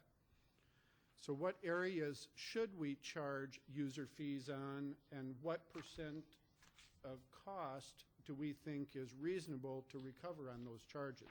Those are the key policy questions that get addressed in implementing the user fee study that has been performed. And those are made at the policy level. And some of the criterion that are thought about are who benefits. And this chart will show you 4 different areas of who benefits first. When it's the entire community, the type of service, therefore, is more of a public service. And therefore, that would likely be charged 100% out of taxes. An example of that would be police patrol services. The next level would be more public, but some private, where primarily the individual has it with some community benefit. An example in that is code enforcement services. Then we go to something that the individual benefits more than the community, and sports activities and recreation programs might be examples of that. And then finally, where it's only an individual benefit, that's where you would have a complete 100% fee reimbursement.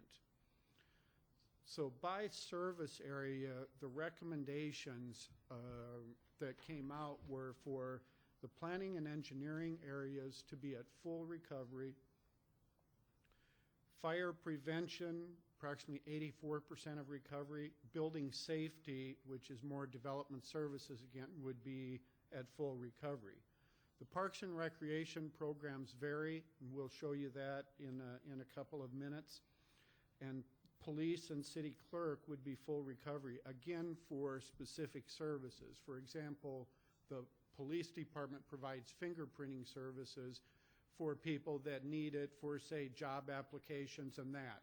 It's full recovery only for that service, obviously not full recovery of the entire police department. Yes, sir. Yeah, how do you do something like that for, say, planning and engineering? Can you talk a little bit more about when you say full recovery? Okay. What I mean, I assume there's the planning and engineering departments or whatever they are part of what? They're part of your organization or they're part of some? The planning department is referred to as, or function is referred to as community development. Community development, okay. And engineering actually is its own department.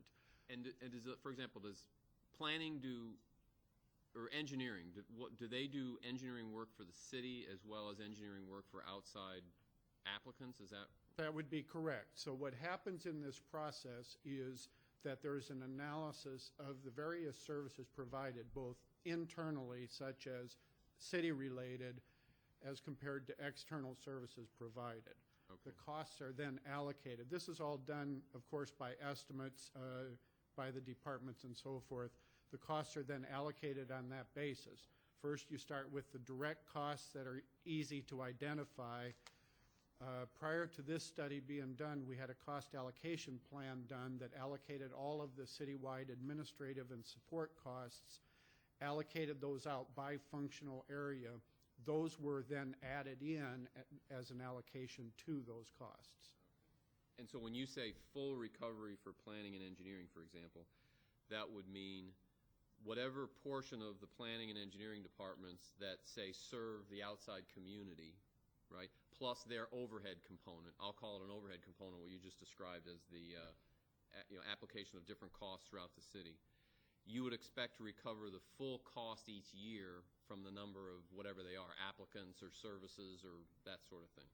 That is correct. Okay. With that, I do want to, because it really leads to one of the challenges that the consultant had in this study. This study took a lot longer than a normal one would because the consultant started about the same time as when workloads were shifting dramatically, staff levels were shifting dramatically. It was very difficult and took a number of runs at it to try to get those two in parallel. You'll never get them perfectly, of course, and so there are, of course, going to be variations depending. Right now, as workloads are extremely low, it might be at 90% just because of volumes not coming in, but in the long term, it's expected to be at 100% in full recovery. Excuse me, Mike Kiek. Yes, sir. Where does the money go? I mean, I'll go back to the police for a minute. The police fingerprint somebody, they collect a fee. Where does the money go? What happens to that money? That's a good question because, at least from my perspective as the accountant, you hear the term the general fund as some ogre, a deep pot of money that gets hidden away. Those monies are actually revenues within the general fund and are used to distribute, if you will, in the budget process. In other words, you take your total expected revenues, which include these user fees. Now, that would, if there was a specific fee for a service that was in another fund, that would, of course, go to that fund.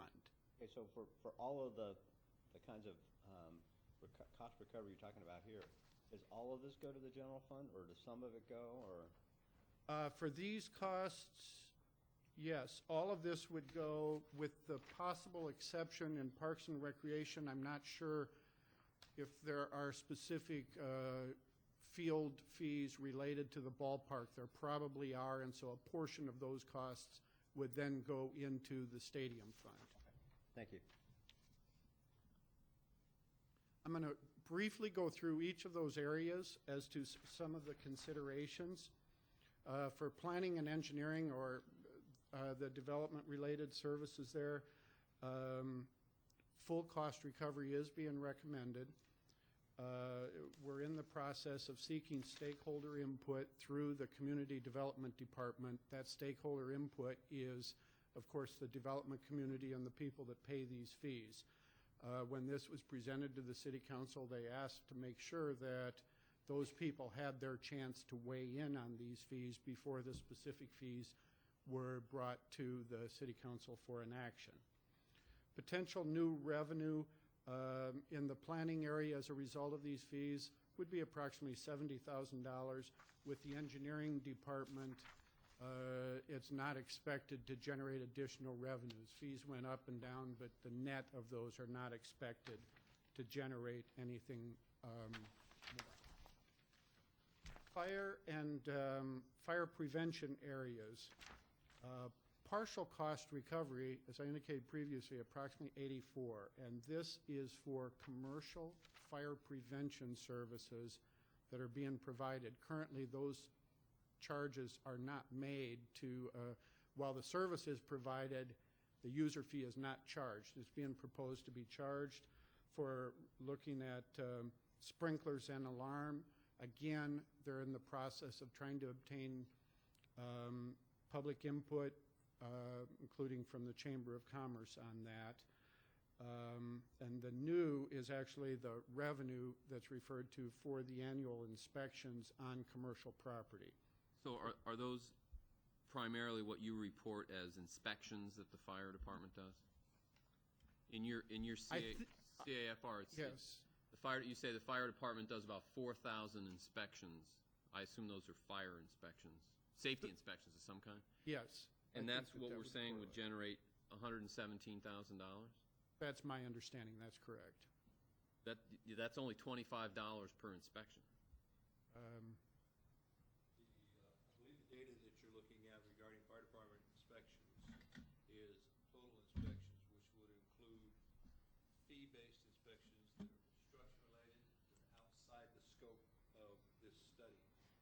The annual... Mark, excuse me, you need to come up to the microphone, so because of the recording. Thank you.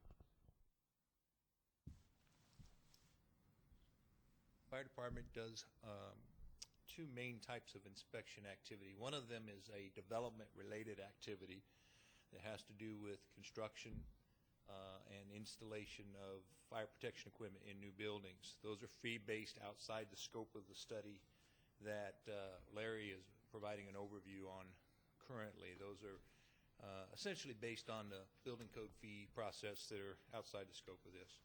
The new recommendations are the fire department's traditional activity associated with annual inspection of commercial enterprises that are provided by the fire department to ensure continued code compliance. Has traditionally been free. The recommendation is now that the revenues, that fees be charged for that. That's what you're seeing here with the increased costs. Mark, I believe the inspection numbers you're looking at are combined. Mark, excuse me, for the benefit of the viewing public, would you please identify yourself? My name is Mark Gaylord, and I'm the interim deputy city manager, and I've been in that position since July. Previous to that, I've been the fire chief for 20-plus years or so.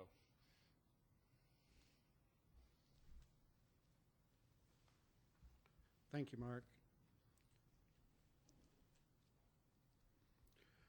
Parks and Recreation are an area where you do not expect full cost recovery, nor do most municipalities obtain full cost recovery. This is a key policy decision that has to be made at a city council level to determine what that appropriate level of recovery is. The recommendations included in this report show adult sports at about 80%, and you can see through this list various levels of cost recovery. The potential, first of all, this is expected to be phased in over about a 3-year period of time because some of these would be significant. The potential revenue is $155,000, but a significant portion of that, I want to point out, is for charging for special events, such as the 4th of July celebration. That is something that definitely the City Council will want to discuss further before that would be implemented. Say that would be more controversial of the proposals within this study. For large community special events, a potential administration fee fee structure would be, say, ages 12 and over $5, ages 3 to 11, $3, and under 3 is free. Other communities do charge for these services, and it's something that will be discussed. Another area that the city council asked about was whether or not residents and non-residents are charged the same amount for those fees. And our practice has been that the non-resident is charged a higher rate generally for recreation-type activities than a resident. The department is in the process of developing a fair share policy that more fits that practice and something that can encompass what we have been doing as well as what the city council's wishes may be on that. Yes, sir. How are they going to do that? Individually? It would have to be by team or club, I would imagine. Many of the events are actually on an individual level. I think when you get to a team level, and I'm going to guess here, but I think you would probably look at your total participation and probably develop a fee structure that would go at that broader level. Larry,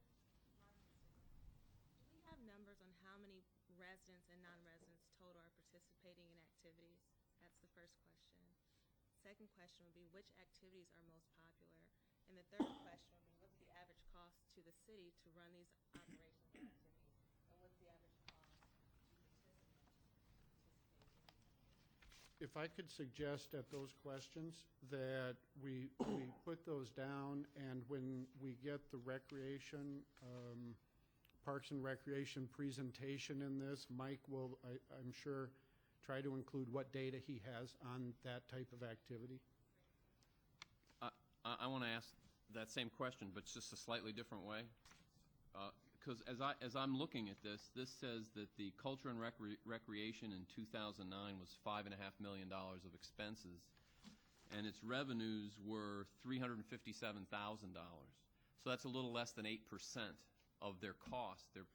So is what your slide saying that you're talking about taking this up to 30 and 80% of its costs in some cases? And again, I don't know what the breakdown is here, but that would indicate instead of collecting only 8% of their revenues, if I just take an average of this, maybe you'd be collecting somewhere, I don't mean you personally, but the city would be collecting somewhere in the neighborhood of 45% of their revenues, which are their expenses, which would be about, that would be about $2.5 million. And I think we're looking at a $3 million problem here, right? So the biggest question in my mind is how come it's only $155,000? That's a good question. The groupings in the CAFR that you're looking at may be broader than the specific groupings we're looking at. I want to get that done first to see are there costs that are included in there that are not at all part of the recovery system, because I think that that is the first element, and at that level I'm going to suggest that it is, that may include I'm not sure if that was in a governmental fund schedule or if that's in the back. If that's in the back, is that table 5 you're referring to? At table 2, it's the... Okay. If that's one of the supplemental tables, that probably goes across governmental activities and would include capital expenditures on that particular table. Right. But I'm looking, when I look at their expenses from 06, I mean, I used $5 million as an estimate, but you know, it varies from $2 million to 3 to 2 to 5. Yeah. Right. So obviously there's some capital expenditures included in there. And we're working at getting you good breakdowns that help you see those numbers broken down as you asked for between the operating side and the one-time and the capital to help you through that type of question. Larry? Yes, sir. The study showed looking to get full recovery from many of the service areas. And I'm interested, maybe you've got some background information, why special interest and trips are not being looked at for full cost recovery of all the parks and recs things that we do, a special trip or a special interest activity, why that number is only 35% targeted for cost recovery. I think, you know, I can't answer very specifics on those, and I was really trying to keep this at a broader level. We'll get you the specific tables if you'd like to see those. And then with that, I think we'll be able to answer those questions. But short of having the detail that goes with it in front of you, I think that would be very difficult to go further.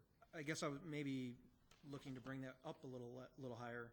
Just maybe even I can understand why adult sports, youth sports, field rentals, large community events, I get that. That's pretty, I think, pretty self-explanatory. But when we start talking about something that is special interest or a trip, if I want to go to the trip to Laughlin, why aren't I paying my way?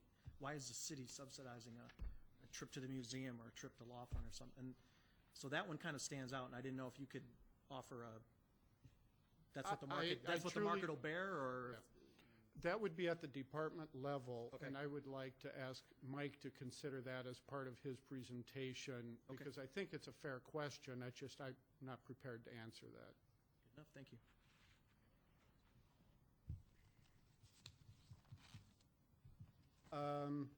In the police department, it was basically fingerprinting that was analyzed.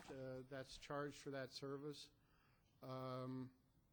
It really just reflected full cost recovery. I don't recall that being a major change.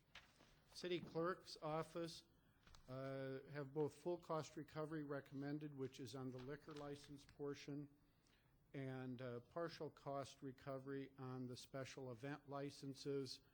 And the reason for the partial cost recovery on those special event licenses is the full cost recovery for all of the departments involved. And a lot of these special events are actually sponsored by nonprofit groups, that it would be expected that there'd be some huge sticker shock if you were trying to recover fully on those. In a summary of the expected changes in the revenue, the planning areas indicate approximately $70,000. Most of these were on the individual slides as we went through, and the total of all of those then would be $427,000, and that number increases to closer to $1 million when the Parks and Recreation fees are fully implemented. So some of the policy questions that we ask in doing this is, the recommendation is that we'll charge full cost recovery for select categories, and that there would be exceptions in there, Parks and Recreation as an example, and the fire inspection services. Start charging for some special events, charging for fire sprinkler inspections, and then various fee increases for Parks and Recreation. And with that, I told you it'd be at a brief level. If you want the more detailed portion of the recommended fees, we can provide that to you. It really comes down to what level of discussion you want to have on this. Yes, sir. The costs that you're trying to recover with these fees are the operating costs, not capital or depreciation or debt service, or was that part of the base when you tried to establish the fees to cover 35% of the cost? Anything other than the operational costs of that activity? I believe you're correct on that it would be the operational costs, and there would not be a depreciation recovery factor on the capital cost. Or debt service? Excuse me? Or debt service, yeah.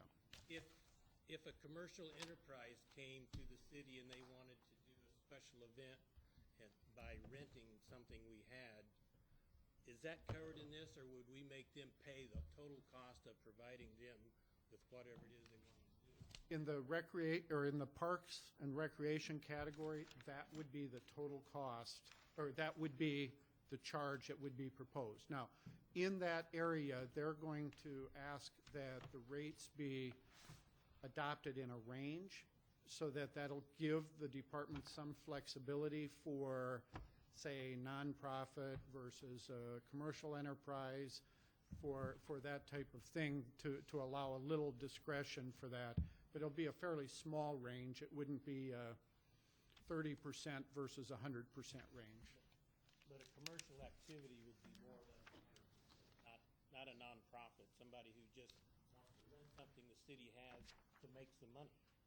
And it's going to impact, police have to be there, fire has to be there. I mean, there's cost associated with that.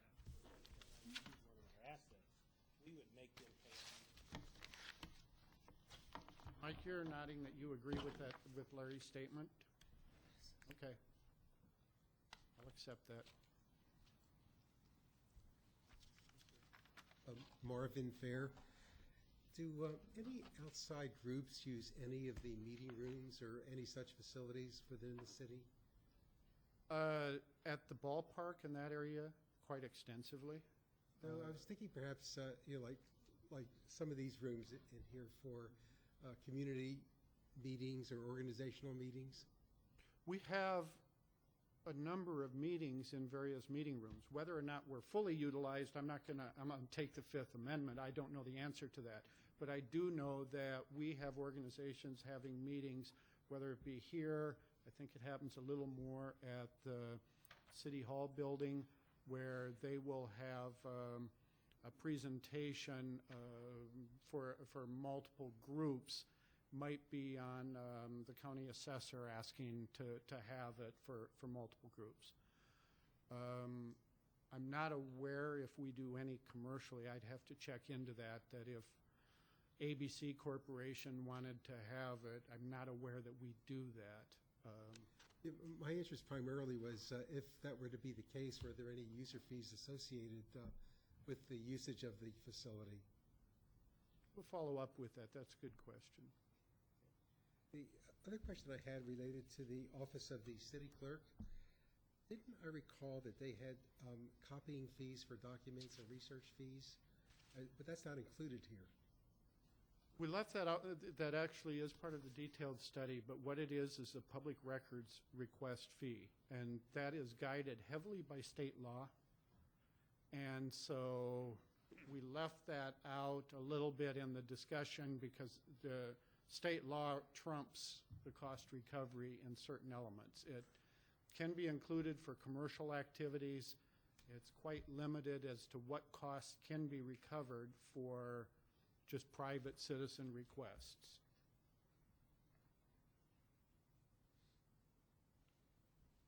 Mike Kiak, I have one last question for you. Something that you said early in the presentation about how the city's accounting processes are different. Maybe this is really more of a question to my fellow committee members. Howard, you painstakingly have really demonstrated to us your commitment to try to understand the financials. And by your diligence in terms of getting into the numbers, you've really raised a lot of questions in my mind as we go through the discussion. So to my committee members, I understand corporate general accepted accounting practices. I'm not an accountant, but I understand how I look at financials and the information from my perspective of a corporation. Do you, as members of this committee, do you guys feel comfortable with understanding the differences between how a city government runs its accounting practices versus a corporation? Or or is that just me that I'm not quite there yet? I'm not there. I've spent a lot of time trying to figure this out, but I still don't. I'm not where you suggest. No. I guess I'm going to put out, and maybe this is a question for the group. Would it be worthwhile, maybe not tonight, but at some point in time, just kind of step back and take like a timeout and just spend not a huge amount of time, but it may be 2 or 3 charts. I don't know how to explain this. But in terms of fundamental differences as far as what a corporation does relative to accounting versus what a city does in terms of accounting practices, is it worthwhile just kind of take a couple minutes and just kind of go over that? I mean, would that be of any value to you guys as a committee? Would be to me. I think it'll be valuable for me when they separate out the capital expenses from the operating expenses. That'll make a huge difference for me in terms of understanding what it looked like. You have 3 sessions without anything on the agenda. And perhaps if we brought in a discussion, it would take more than a few minutes. I mean, you have 79 funds. I don't know what. But I think it's if others agree, it's a great idea for us to attempt to simplify and perhaps compare some of requirements business accounting with the requirements of government accounting and the GFOA requirements. I don't think we need some theoretical explanation. That's not what I was saying. I'm saying a specific representation. We could see, here were the actual expenses ex capital in each of the operating departments in 06. This is what they were in 07. This is what they were in 08. This is what they were in 09. And then how are each of those things, what are the measures that are used to allow those expenses to increase every year, right? That to me is, that's how businesses manage their affairs, and that would be the kind of thing that would be of interest. I'm talking very fundamental. I understand. Accounting practices. I'm not. I guess I don't need a. I know there's lots of public law that dictate or drive you. I have federal acquisition regulation that drive me, so I wouldn't want to try to explain the FAR to everyone here as far as my accounting experience. But it seems like we seem to be getting kind of hung up on some real basic points, and I'm just wondering whether or not there's just some basic differences in accounting practice. Maybe just demonstrate by showing the data might be a way to do it, and that could be a part of the city manager's presentation next week. I mean, that's fine. I'm not exactly sure how to even answer the question I'm asking. Well, I certainly understand the question that Howard's asking. If that's the same one, I think we can put something together. It's all in there, and perhaps pull it out and put it in a way that's digestible and understandable. I think we need to answer the question, what's the difference between, why is there a difference in between a CAFR and a budget, and explain that, because you're often going to find conflicts. They aren't conflicts, they're differences in the way that CAFRs are structured versus the way a city budget is structured. I think we can explain that.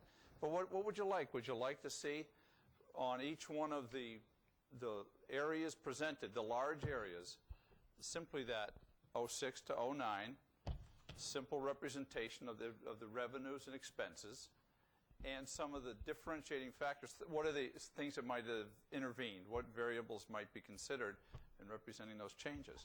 The best way I can describe it, I'm looking for a balance sheet on the city. It's got some historical reference for the last couple of years. Yes, sir. There's in the budget, when they all get a copy of the budget, it shows a breakdown by cost center, just the operational pieces of everything that's being presented.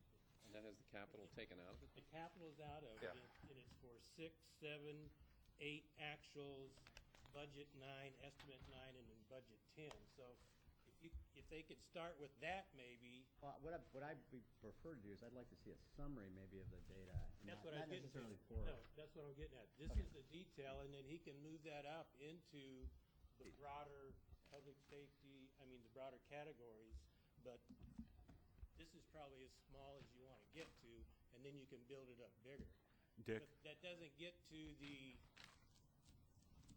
how do you compare, what makes it go up or down? Well, right. Some of the things we've heard in the presentation, and you're going to see in here, some years there was 0 and now there's something. Well, that's because they've moved or they transferred responsibilities from one place to another. So you get that.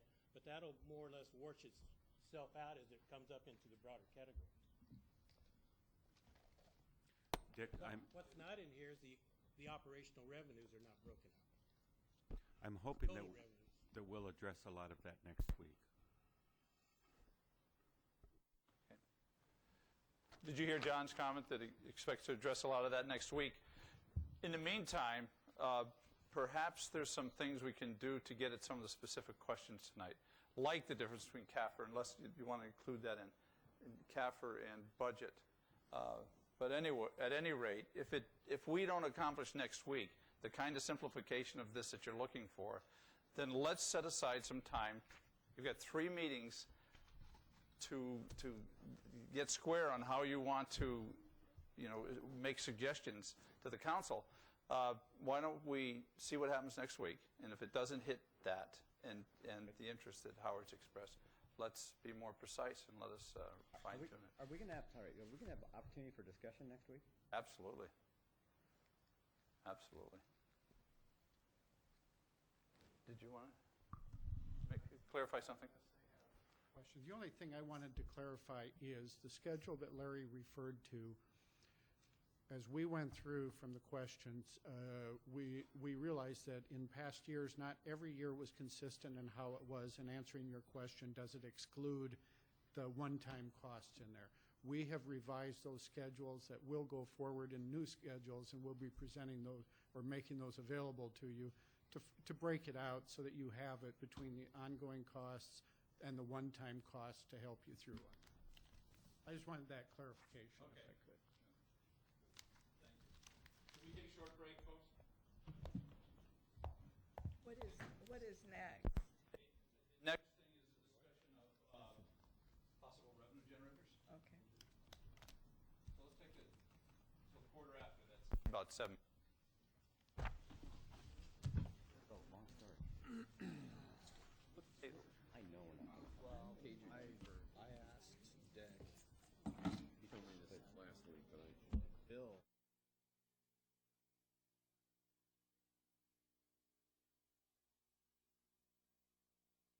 If you want us to mail it to you, a check with a circle around it if you want to pick it up. I'm not trying to be complicated, but I don't know. I'm just making this one up as I go. yes, that's a good 09. So just so we know what to leave at the front desk versus we're happy to mail it to you if you're not able to get there in that $20 period million of time. in capital. Thank you. Not disagreeing. And I'll check. There's some not in the room right now. I'll check before we break if there's anybody that didn't have an opportunity to do that. That's an editorial comment. Feel it all, which has to be great for your patients. Dick, will you send emails to the people who aren't here to find out whether they need? Absolutely. And we have the list here. Pardon me? I was able to get there. Well, if we bring them next week, it'll be the same time that John is speaking. Several people would like to see it in advance. Yes, sir. I could have used it last night when I woke up at 2 in the morning. That's why it reminded me afternoon. Maybe- Because that way I stay awake. Okay. Just a way to feel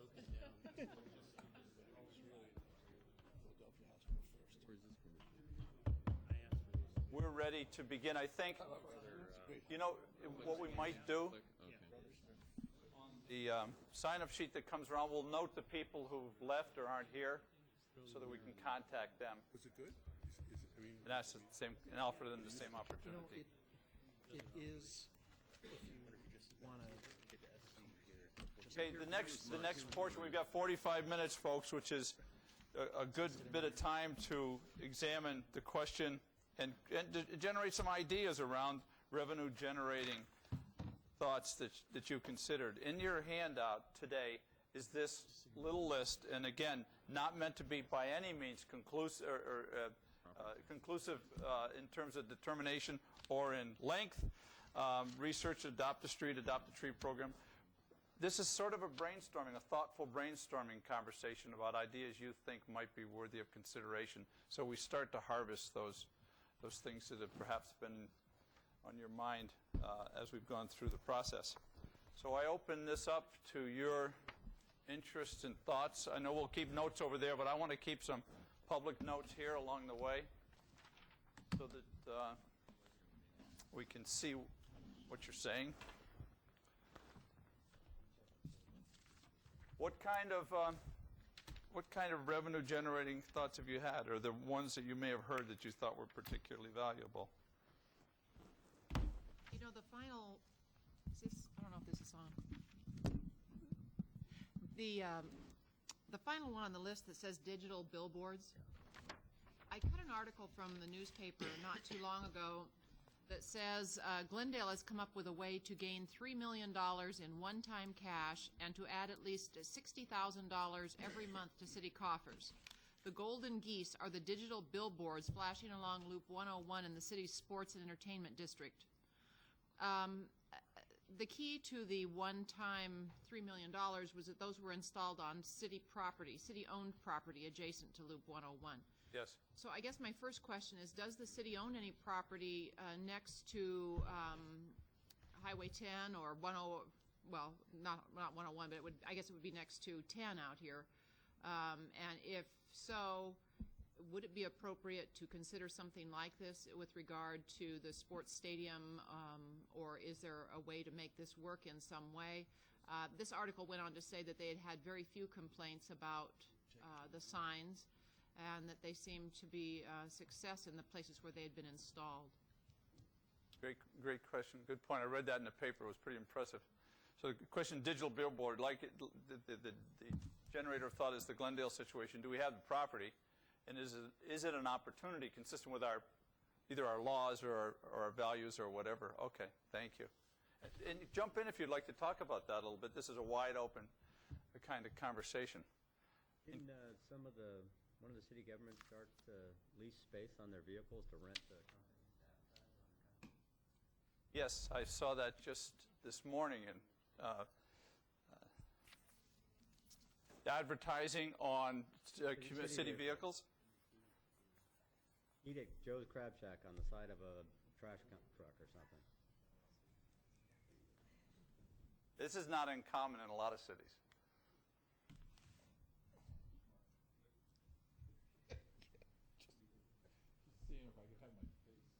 Sir. Does Goodyear have a licensure for rental properties, the way many cities do?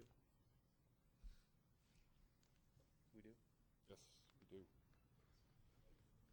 License for rental, I'm sorry, you said we do? We charge for, if you have 2 or more rental properties, we charge a fee. If you have 1 rental property, we don't. Okay, that's not so right. Oh, well. Others? So then the question becomes, if we have it, is it adequate? Is it consistent with the impact on the city? So it's a...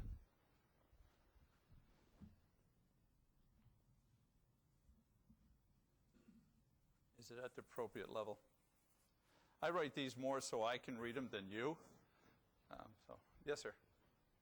In 2004, the city had a tax committee which the original recommendation was to reduce the property tax from a $2.10 rate per hundred to $1.80.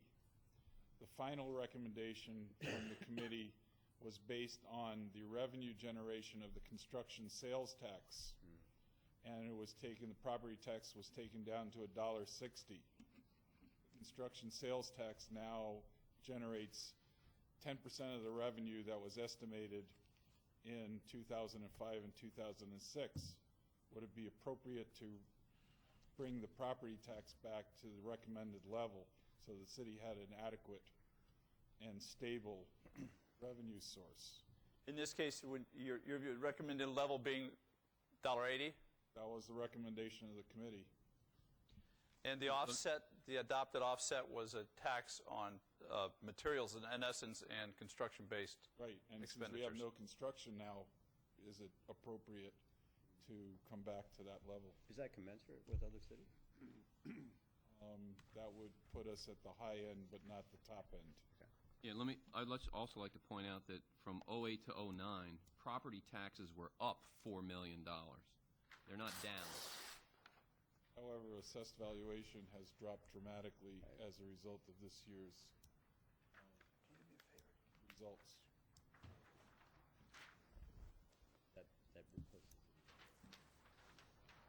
City's assessed valuation dropped to $850 million from a projected $870 or $880. So do we have the figures for 2010? From 2009 to 2010? Because the figures from 2008 to 2009 are that property taxes net were up. They went from $18 million to $22 million. John, do you want to comment on that, the change in the assessed value? We don't have the official figures yet, but we should have today or tomorrow. But the projections are that it will be going down to the $848 million, the assessed value that Gary just referenced, and that's from an $878 million figure. But that's the assessed value. That's not property taxes. Yeah. So but the city gets $1.60 out of that $848 840 or we projected, the budget projects that we're going to get $1.60 out of 878. And what we're going to get is $1.60 out of 848. So we're going to lose several $1 million in revenue. Or am I wrong, Larry Lang? Dick, could I ask Larry to address Please. those questions?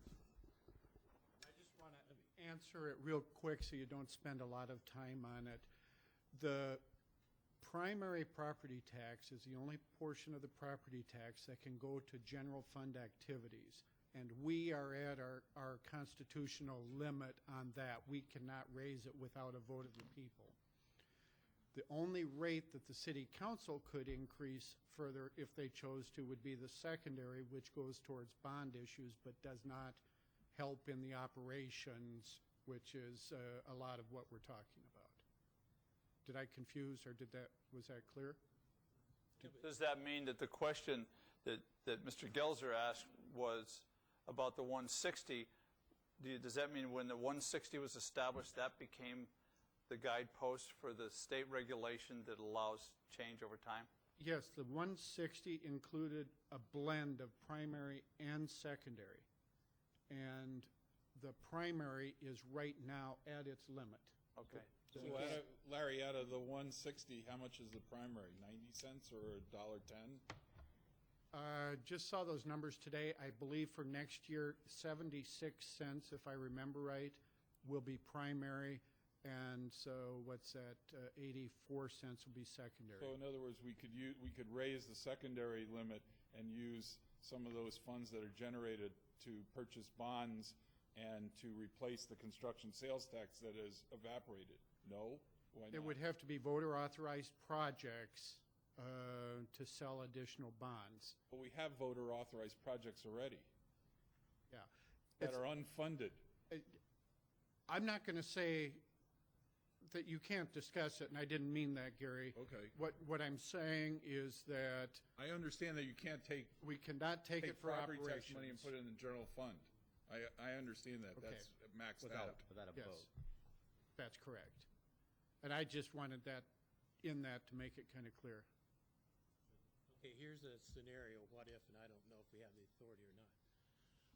The city has $170 million worth of voter authority to issue GO bonds. Now, that authority is specified by bond questions that showed up in ballots that goes back to 1988. So looking at those bond questions, and the broad categories are generally highways and streets, water, sewer, parks and rec, city hall. So if the city had, let's say, $80 million worth of voter-approved authority already for parks and rec, the city could issue GO bonds and refund those excise tax bonds that are sucking $4 to $5 million out of the general fund for the debt service on the stadium. And then the property tax rate would raise from $1.60, based on this year's assessed value, back up to around $2.10, what it was before, and you could go ahead and reduce the sales tax on construction from 3.5 back to 2, and that would take away some of your capital revenues. You have $6 million budget this year, but you don't need capital revenues to build anything that's going to create an operating expense because you don't have the operating revenues to do it anymore. I'm sorry, Larry, in simple terms, are you saying we're suggesting to refinance the debt? If we have voter authority for GO bonds, for parks and rec, that we could refund part of those excise tax pledge stadium bonds, then that would free up that subsidy that's coming out of the general fund for debt service for those stadiums. And the property tax rate would probably go up, but if you want to offset that from this committee that Gary was talking about, you could go ahead and reduce the construction sales tax from 3.5 back to 2. Dick, that's a great idea. We'll have to check on the legality of it. If it's legal, yes, it could be done, because we do have Did you write it down? authorized bonds. We want to refinance some of the debt on some of the high-priced debt that the city handling through the enterprise funds, or, excuse me, through the general funds, and turn it into GEO bond funding that has a lower rate Right, okay, by a marketer. Thanks, Larry. Now I understand. okay. So Good. the savings, Well the said. the savings is coming from a lower rate, is that correct? No, it's not coming from a lower rate. The property tax rate will increase. No, he's saying we refinance them at lower rates. Well, He's no, talking about we're- interest rate. Yeah, Interest rate. Yeah, that's the Interest, question. yes, we would, Historically, GEO debt is less expensive than excise tax debt.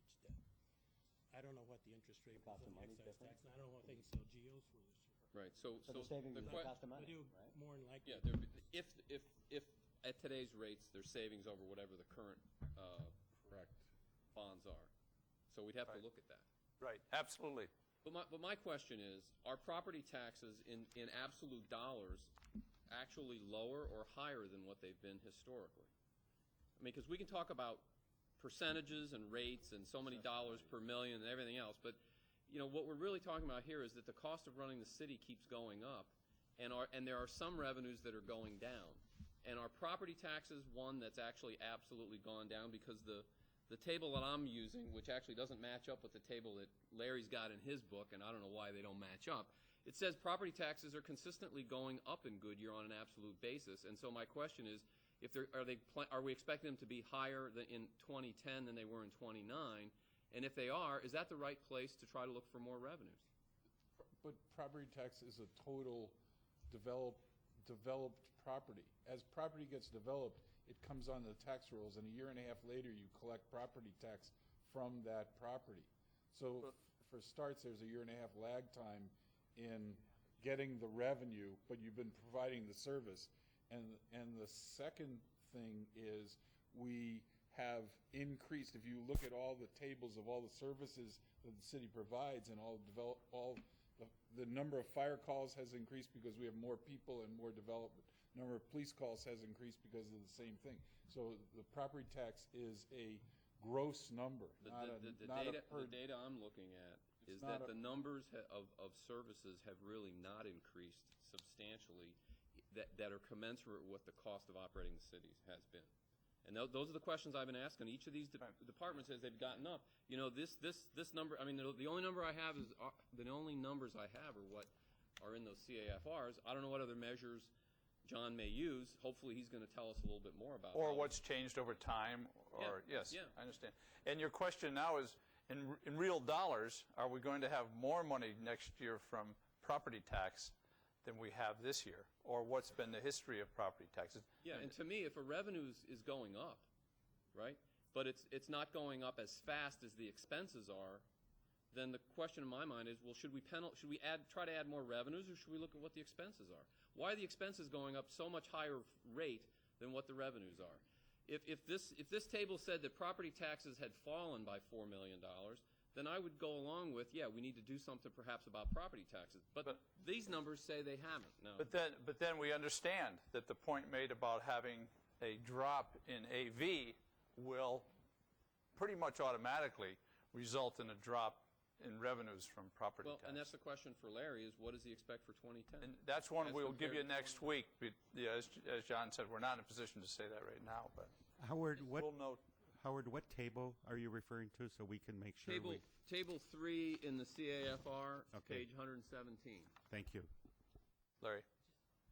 You got to be careful, because the assessed value of the city decreases doesn't necessarily mean that the property tax levy will decrease. Because if it is debt service, those debt service, that's going to be there, and the rate's going to go up, whether the AV goes down or not. It isn't going to lower the So tax. secondary, right? So secondary, if you're, and I hope that if you're not familiar with this, we're not confusing you.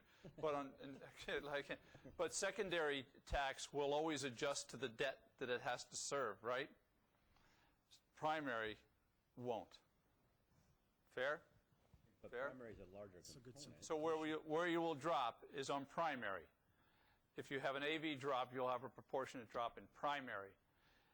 but the tax rate will probably go up in secondary because you have a debt to pay, which doesn't get excused by the drop in AV. I thought the primary component was larger than the secondary.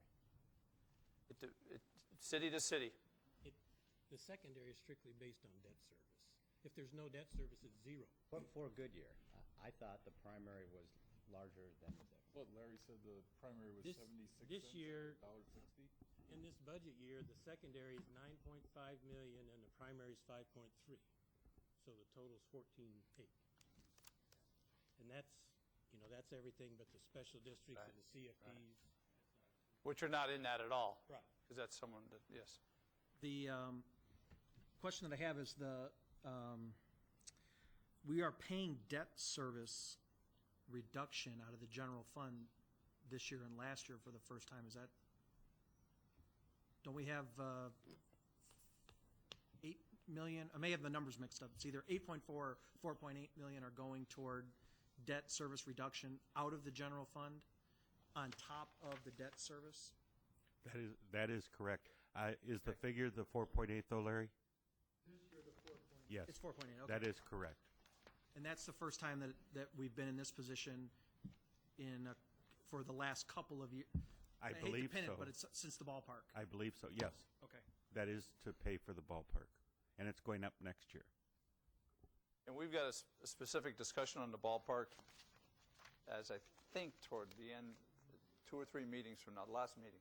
Did we? The last formal informational meeting. We talked about separating Parks and Rec and the ballpark. Yes. Did that happen? Because the new schedule did not reflect that. Well, I'm Hate sorry. to get off on a tangent, but If you look at the new schedule, I thought the last item, still shows March 10th, Parks and Rec and ballpark. there'd be 2 separate and distinct discussions. They'll happen to be on the same day.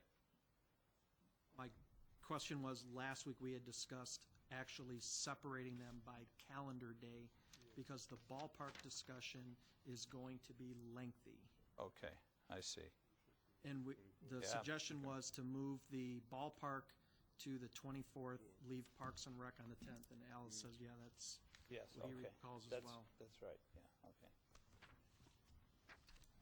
The ballpark is going to. You know, I wonder whether, what about, okay, what if Parks and Rec moved into, with municipal court? I can't imagine municipal court's going to be very long. Yes.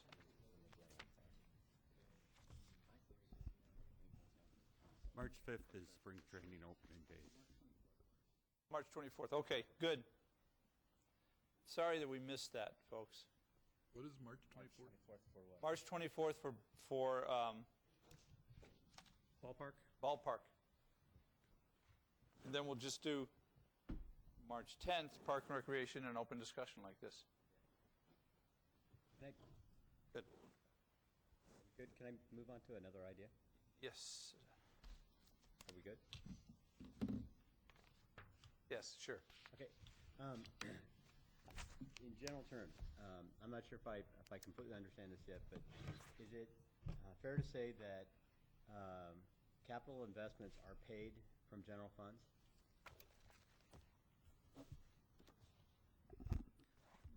Most capital investments are paid by bonding. But are there any capital investments that are paid by general funds? Yes, there are. Okay, so the one alternative is, can we go after stimulus money to offset those capital expenses as a source of income? I don't think so. We're looking at that, but we'll certainly put that on the list because that is a key thing that we're looking at every day, the ARA funds and the other federal funds. We have a federal lobbyist that is seeking funds to help offset any costs that are possible. For example, city buildings. You know, we did receive, well, in fact, Charles talked about it today. We received a $476,000 grant to pay for a chiller for the new city center. Yeah. That's why I asked the question, because I saw a couple of instances where you guys have done that in other different other departments. I just wondered whether or not, is that something that could be looked at as a possible source of, can I call it revenue? Because Oh, absolutely. It'd be like one-time revenue for a specific purpose, right. which capital tends to be. So for a period of the next year or two, if we're trying to get over a budget crunch, could I don't know, grant money of some source, wherever it is, be a short-term solution to offset budget problems. So we might even want to broaden that to other sources of one-time Oh, revenue. yeah, absolutely, yeah. Right, okay, I mean, good. grants, I mean, there's all different kinds of grants, there's all different kinds of sources of money that are certainly a potential for something like that. Excellent, good, I'm thank you. just wondering, what are some of the capital things specifically? And in most cities will have a pay-as-you-go percentage and a capital indebtedness capital plan. Monica? There are a couple of ideas that I'd like to pursue, maybe look at a little bit closer. One is the park and recreation fees. For example, when I asked the questions earlier about how many people are actually participating in some of these programs, because it looks like Could you speak up just a little, please? only recapturing 30% or 35% of what we're actually paying to provide these services seems very small to me. So what I suggest we do is to get answers to those questions: how many people are participating, what percentage of the population that might be overall, which activities are most popular, and the average cost to residents and to cities to provide these services. One thing that some states are doing, when you look at the value that public services like recreations or parks provide, there's an intrinsic value there. Even if I don't use those services, I like to know that in my community, if I ever were to use those services, they're available, they're maintained, and they are generally enjoyable. So what some states are doing on a state park level, for example, is charging a surcharge. They do it for license plate fees. Michigan just passed one for $10. Every year you renew your license plate fee based off of how much your state charges. In addition to doing that for your tags, you'd also be able to pay a surcharge, and really it's an opt-out. So you pay it unless you choose to opt out. Mhm. But what that fee would do is allow you to access state parks unlimited. Now, there's probably a large percentage of the population that never uses state parks, but for $10, to know that they're there and available if I choose to access them, that's much better than having to pay $35 every time I want to go visit a state park. So there might be something like that that we can look at when we look at these recreation activities or our special event activities that we put on that actually are very costly to the city, but they still have intrinsic value to residents whether or not they're using them. Additionally, I think another option might be to do a package for some of these recreational activities. I'm not sure if we do that now. For example, if I'm an individual and I pay $150 a year, that might not be enough to cover every single activity that I'd like to pursue indefinitely based on the structure that we have now. Some of those classes that are provided are actually quite expensive, $65, $85 per class. But if I were to pay $150, that might give me access to maybe choosing 2 of those during the summer or something of that nature. Or if I have a family of, say, 4, I might be able to pay a one-time fee of $500, and that would allow my children to be able to access 3 or 4 activities or access swimming for a certain amount of money, where you're really bundling these services for people and overall reducing your total costs. Are you thinking predominantly in Parks and Rec? Yes, I'm thinking exclusively right now in Parks and Recreation. Okay. Good. And I think the questions that you asked, and I think it was a total of 4, I think we need to get something back to you because we're a few weeks away from P&R, so we'll get those back in advance of that. And that'll be really important too, I think, when we get the citizen survey back and we're understanding what values citizens have on certain opportunities in the community: culture, arts, recreation. Some of these things I would imagine would be high values for people. So when we're thinking about what the citizens of Goodyear are saying are important to them, we might want to be thinking about how it relates to these decisions. So if I hear what you're saying, on your pricing structure, you got civic value, and as the civic value increases, the cost for the citizen reduces, presumably, or there's a better advantage. Sure, or it's spread out. Then you determine, yes. Right, perhaps it's spread out. So I looked in this example, or it can be stair-step. In this example, where we're saying, we might want to charge $5 for those 12 and older to get into our special events, $3 for children. I mean, that's actually if you're going, and that may not even, it doesn't show that it would even cover the cost. But if I have the option to just pay $15 a year whether I go or not, whether I'm here during the 4th of July or not, really doesn't matter to me. If I am, it'd be nice to go. If I'm not, it's only $15. And you've got your card. Yeah, and it helps offset the A lot of cost. states do that. I have one. These alarm fees for residential and commercial. I think Avondale was exploring something different in their structure. They found that a high percentage of the police calls, there were no perpetrators, no burglars. Maybe we can increase it. I have no idea what's generated for the PD on this. Historically, alarms are 99% false, and that's in our case also. We're very similar to Avondale,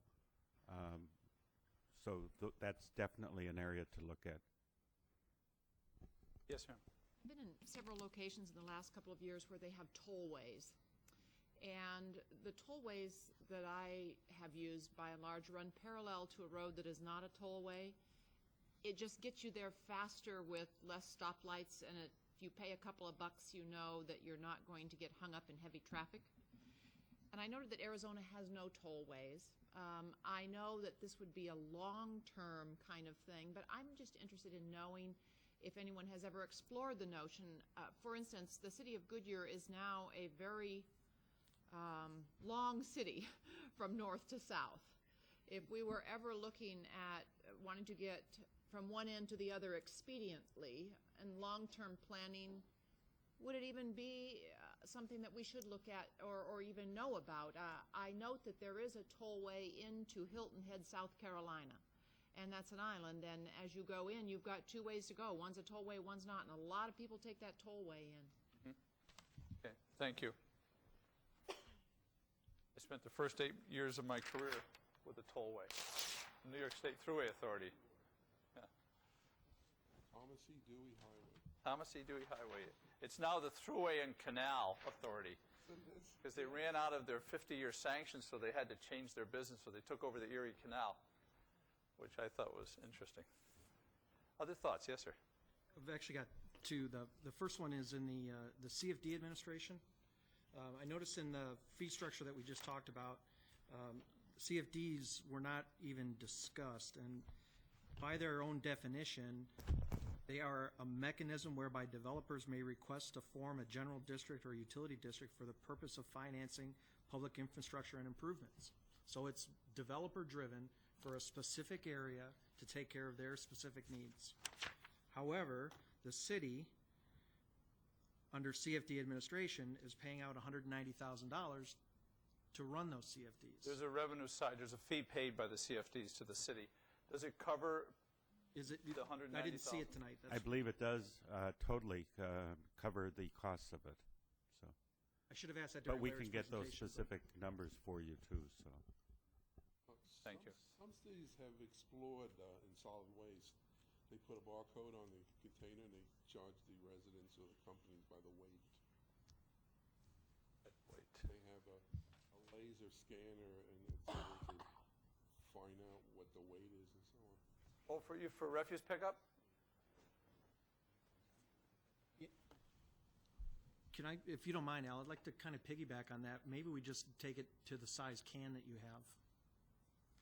I don't know which is cheaper. Rather than by weight, because Scott just said, yeah, I'll go over to my neighbors and dump my trash in there and it'll be all set. But if I choose to have a giant container, then I should pay an additional fee for that huge container versus my neighbor who has the 65-gallon one or whatever. So that may be a tool. Dick, we certainly can take a look at that, but just remember the sanitation is an enterprise operation, and it's currently turning a profit. Bigger profit. Less fee. On the question of profit in an enterprise, that's usually not accumulated large over time, right? That's an anomaly in a year because the pricing structure is generally set over time to be as close as it can be to the actual. Is it worthwhile to consider subcontracting out all of the waste management service for the entire city? I don't know. We can sure take a look at that. Is your question, I'm sorry, sir, should we be contracting it out or should we be doing it in-house? Right. I'm just wondering, I don't know if that's a cost savings or a revenue generation or not. So, sorry, I don't know if I'm muddying the waters there. what we can do is take a look at what do we spend on our solid waste bulk trash, because that's the only expense that we're incurring right now, because the rest is contracted out. I guess I was just wondering, would you be in a better negotiating position to go to Waste Management if it was, their services was going to be expanded? That's where I was going. We'll take a look at that. Thanks. And I think it was said tonight that negotiation is imminent? Yeah. Yes. What about traffic enforcement photos at key intersections? It may not be an option after this legislature.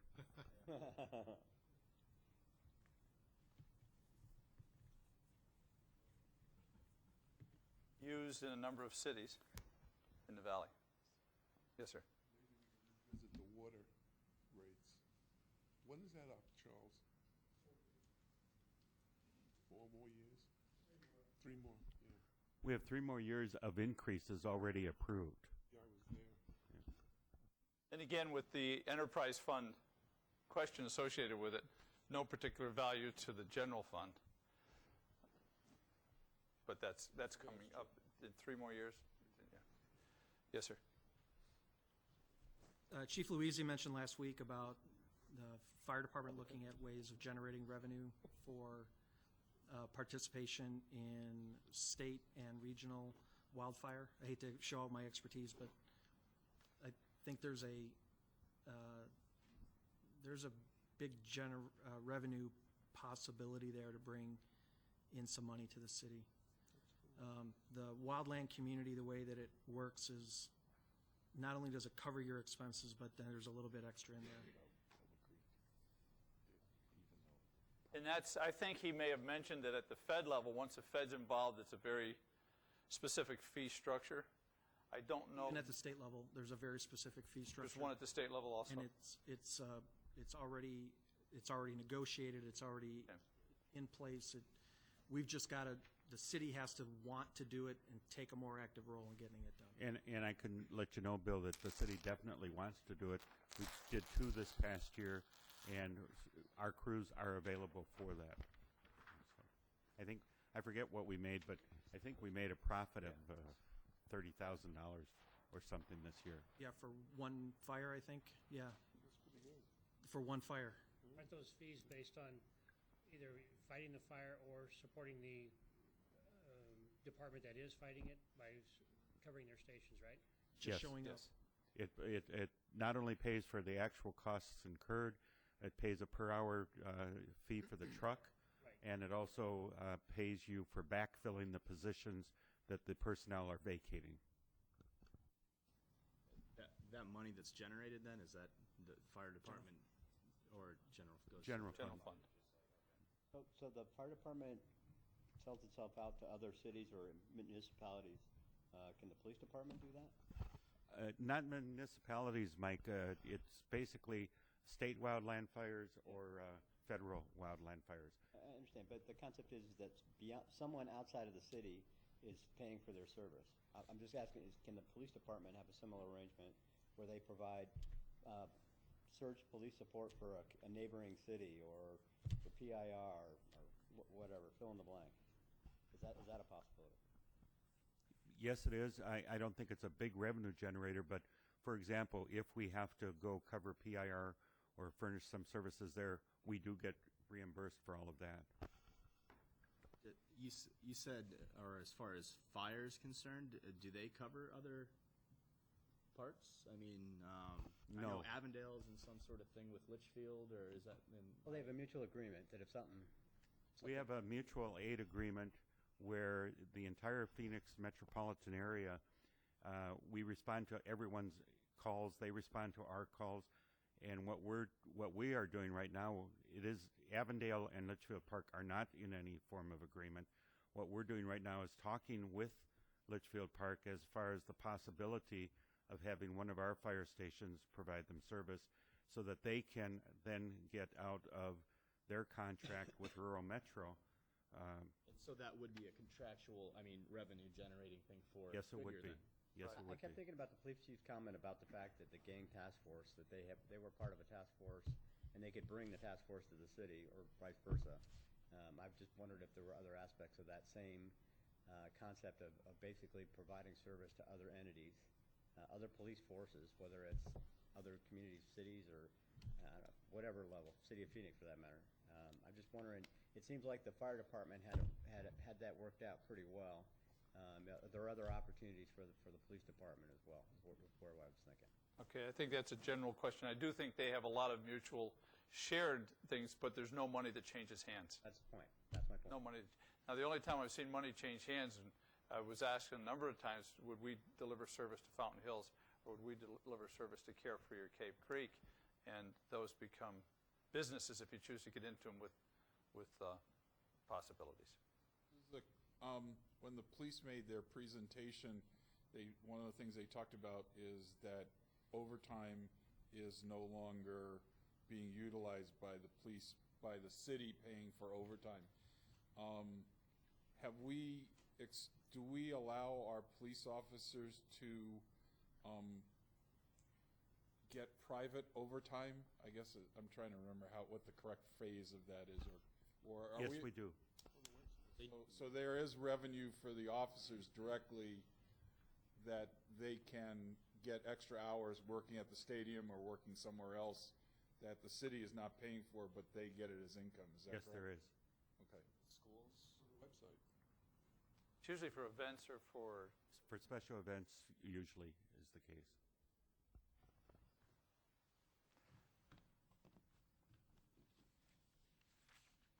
Go home. Or anything else? This is great. This is brainstorming. This is a free flow of Has ideas. the city ever looked at a flex time policy relative to work hours? Sorry, a what? A flex time policy? We have those. I don't know what percentage of our workforce is on flex schedules, but a large percentage of it is on a flex schedule. And I can get those specific numbers for you. Speaking of flex time, doesn't Avondale work predominantly Monday through Thursday, and Right. Friday There you go. is a day of essential services only? Yes, they do. And Buckeye does also now. And would that help us at all if we were to go to some kind of 410s? 410s? Right. It Is there would any s- economic impact to the city, as in? It would save less us a lost little time? money, but our judgment up to this point has been that the citizens would be the ones that suffer. We did ask that question in our survey, and you'll see the results of that, I think, on the 22nd. The citizens are supportive of going to 410s. But if you overlap the 410s, 410s, independent of closure, don't add Don't save any money. value. And in closure, the value added tends to be only the cost of utilities for the building. What about telecommuting? With some of those are telecommuting. We have a policy that allows that. It's not heavily utilized, though, because you need the face-to-face contact. But I have some people in our offices that do telecommute occasionally. I mean, so that is a possibility. However, I want to make sure, in the revenue generation side, or the cost reduction side, neither one of these really do anything. Yeah, because in telecommuting, You're going to pay the same thing to the person. They have a general public value in that they keep one vehicle off the road, or that the air's a little better, the traffic's a little lighter, but that's really the benefit by and large. but in telecommuting, you'd be able to free up spaces. Space, yes. Then you have to have your computer in the home checked for security. It depends on what they're working with. Yes. And often the city will install if it's a permanent relationship. Sir? I just have to say this, please don't write it down, I'm saying it in jest. Okay. What about a collection box in front of City Hall for voluntary contributions? bake sale, I love it. It's a big jar, you just drop it in.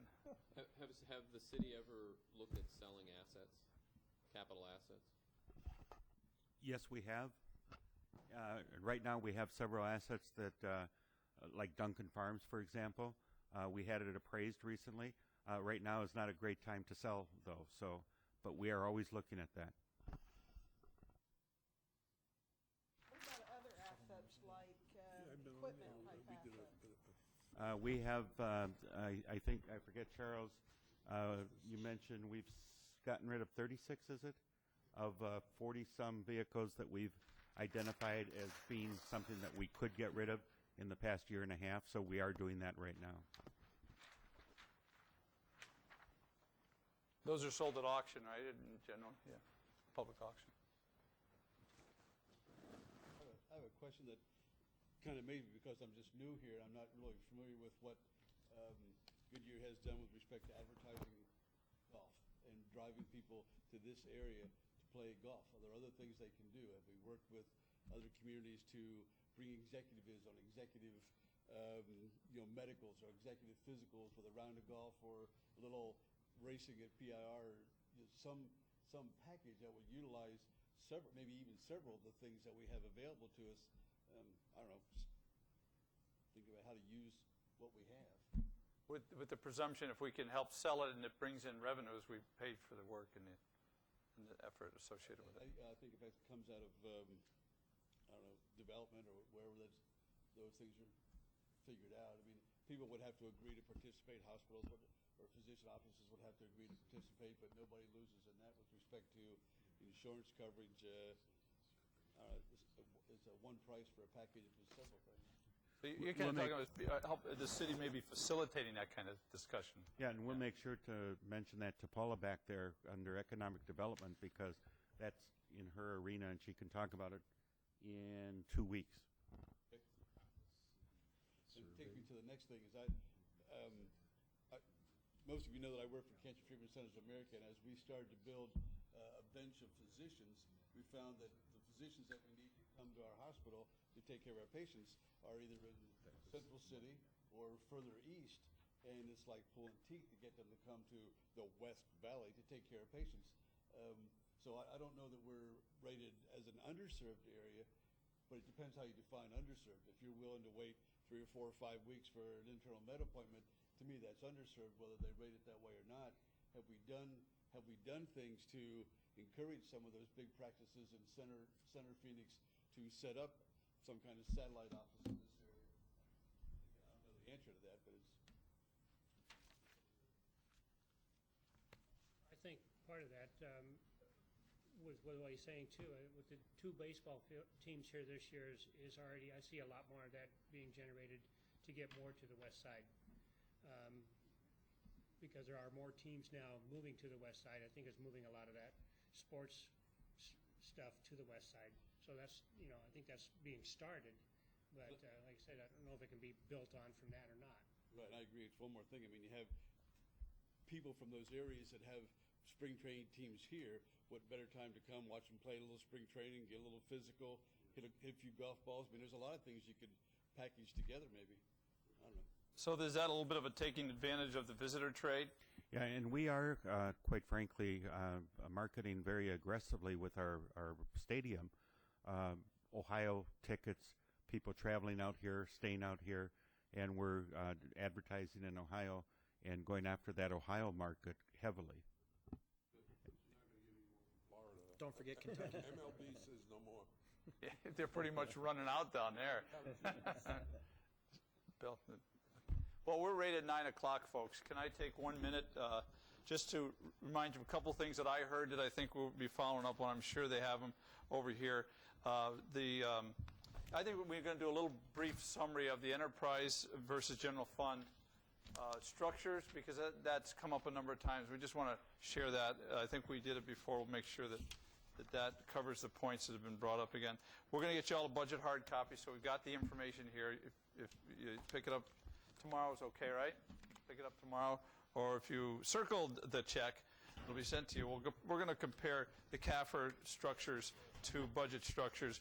We're going to look at... Wait. It's the reverse. It was reversed. You circle it.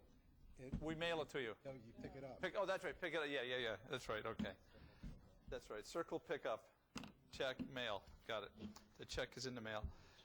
Direct, indirect ratio. You talked about this, and I think what the question is within that discussion was a general sense of the direct, indirect costs of many of the services provided.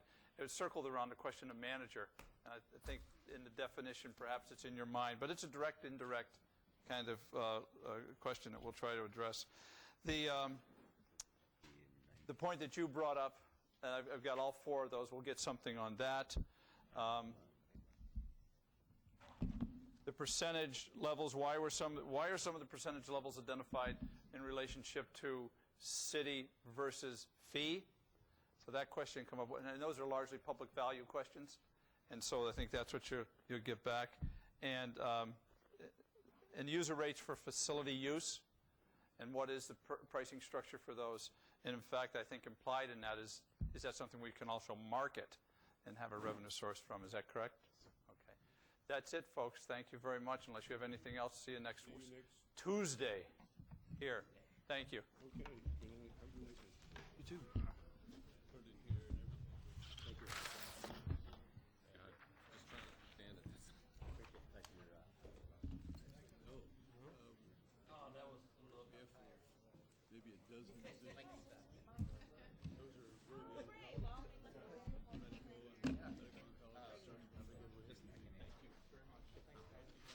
Thank you. Don't have enough business to have our own cardiologist now. I would hire one. Nephrologist. At a high enough level of volume that we would employ our own. I know my next door neighbor Okay, yeah, he probably comes from AK, whatever It's one of the largest ones. Yeah, they have like 84, 85 nephrologists. See you guys.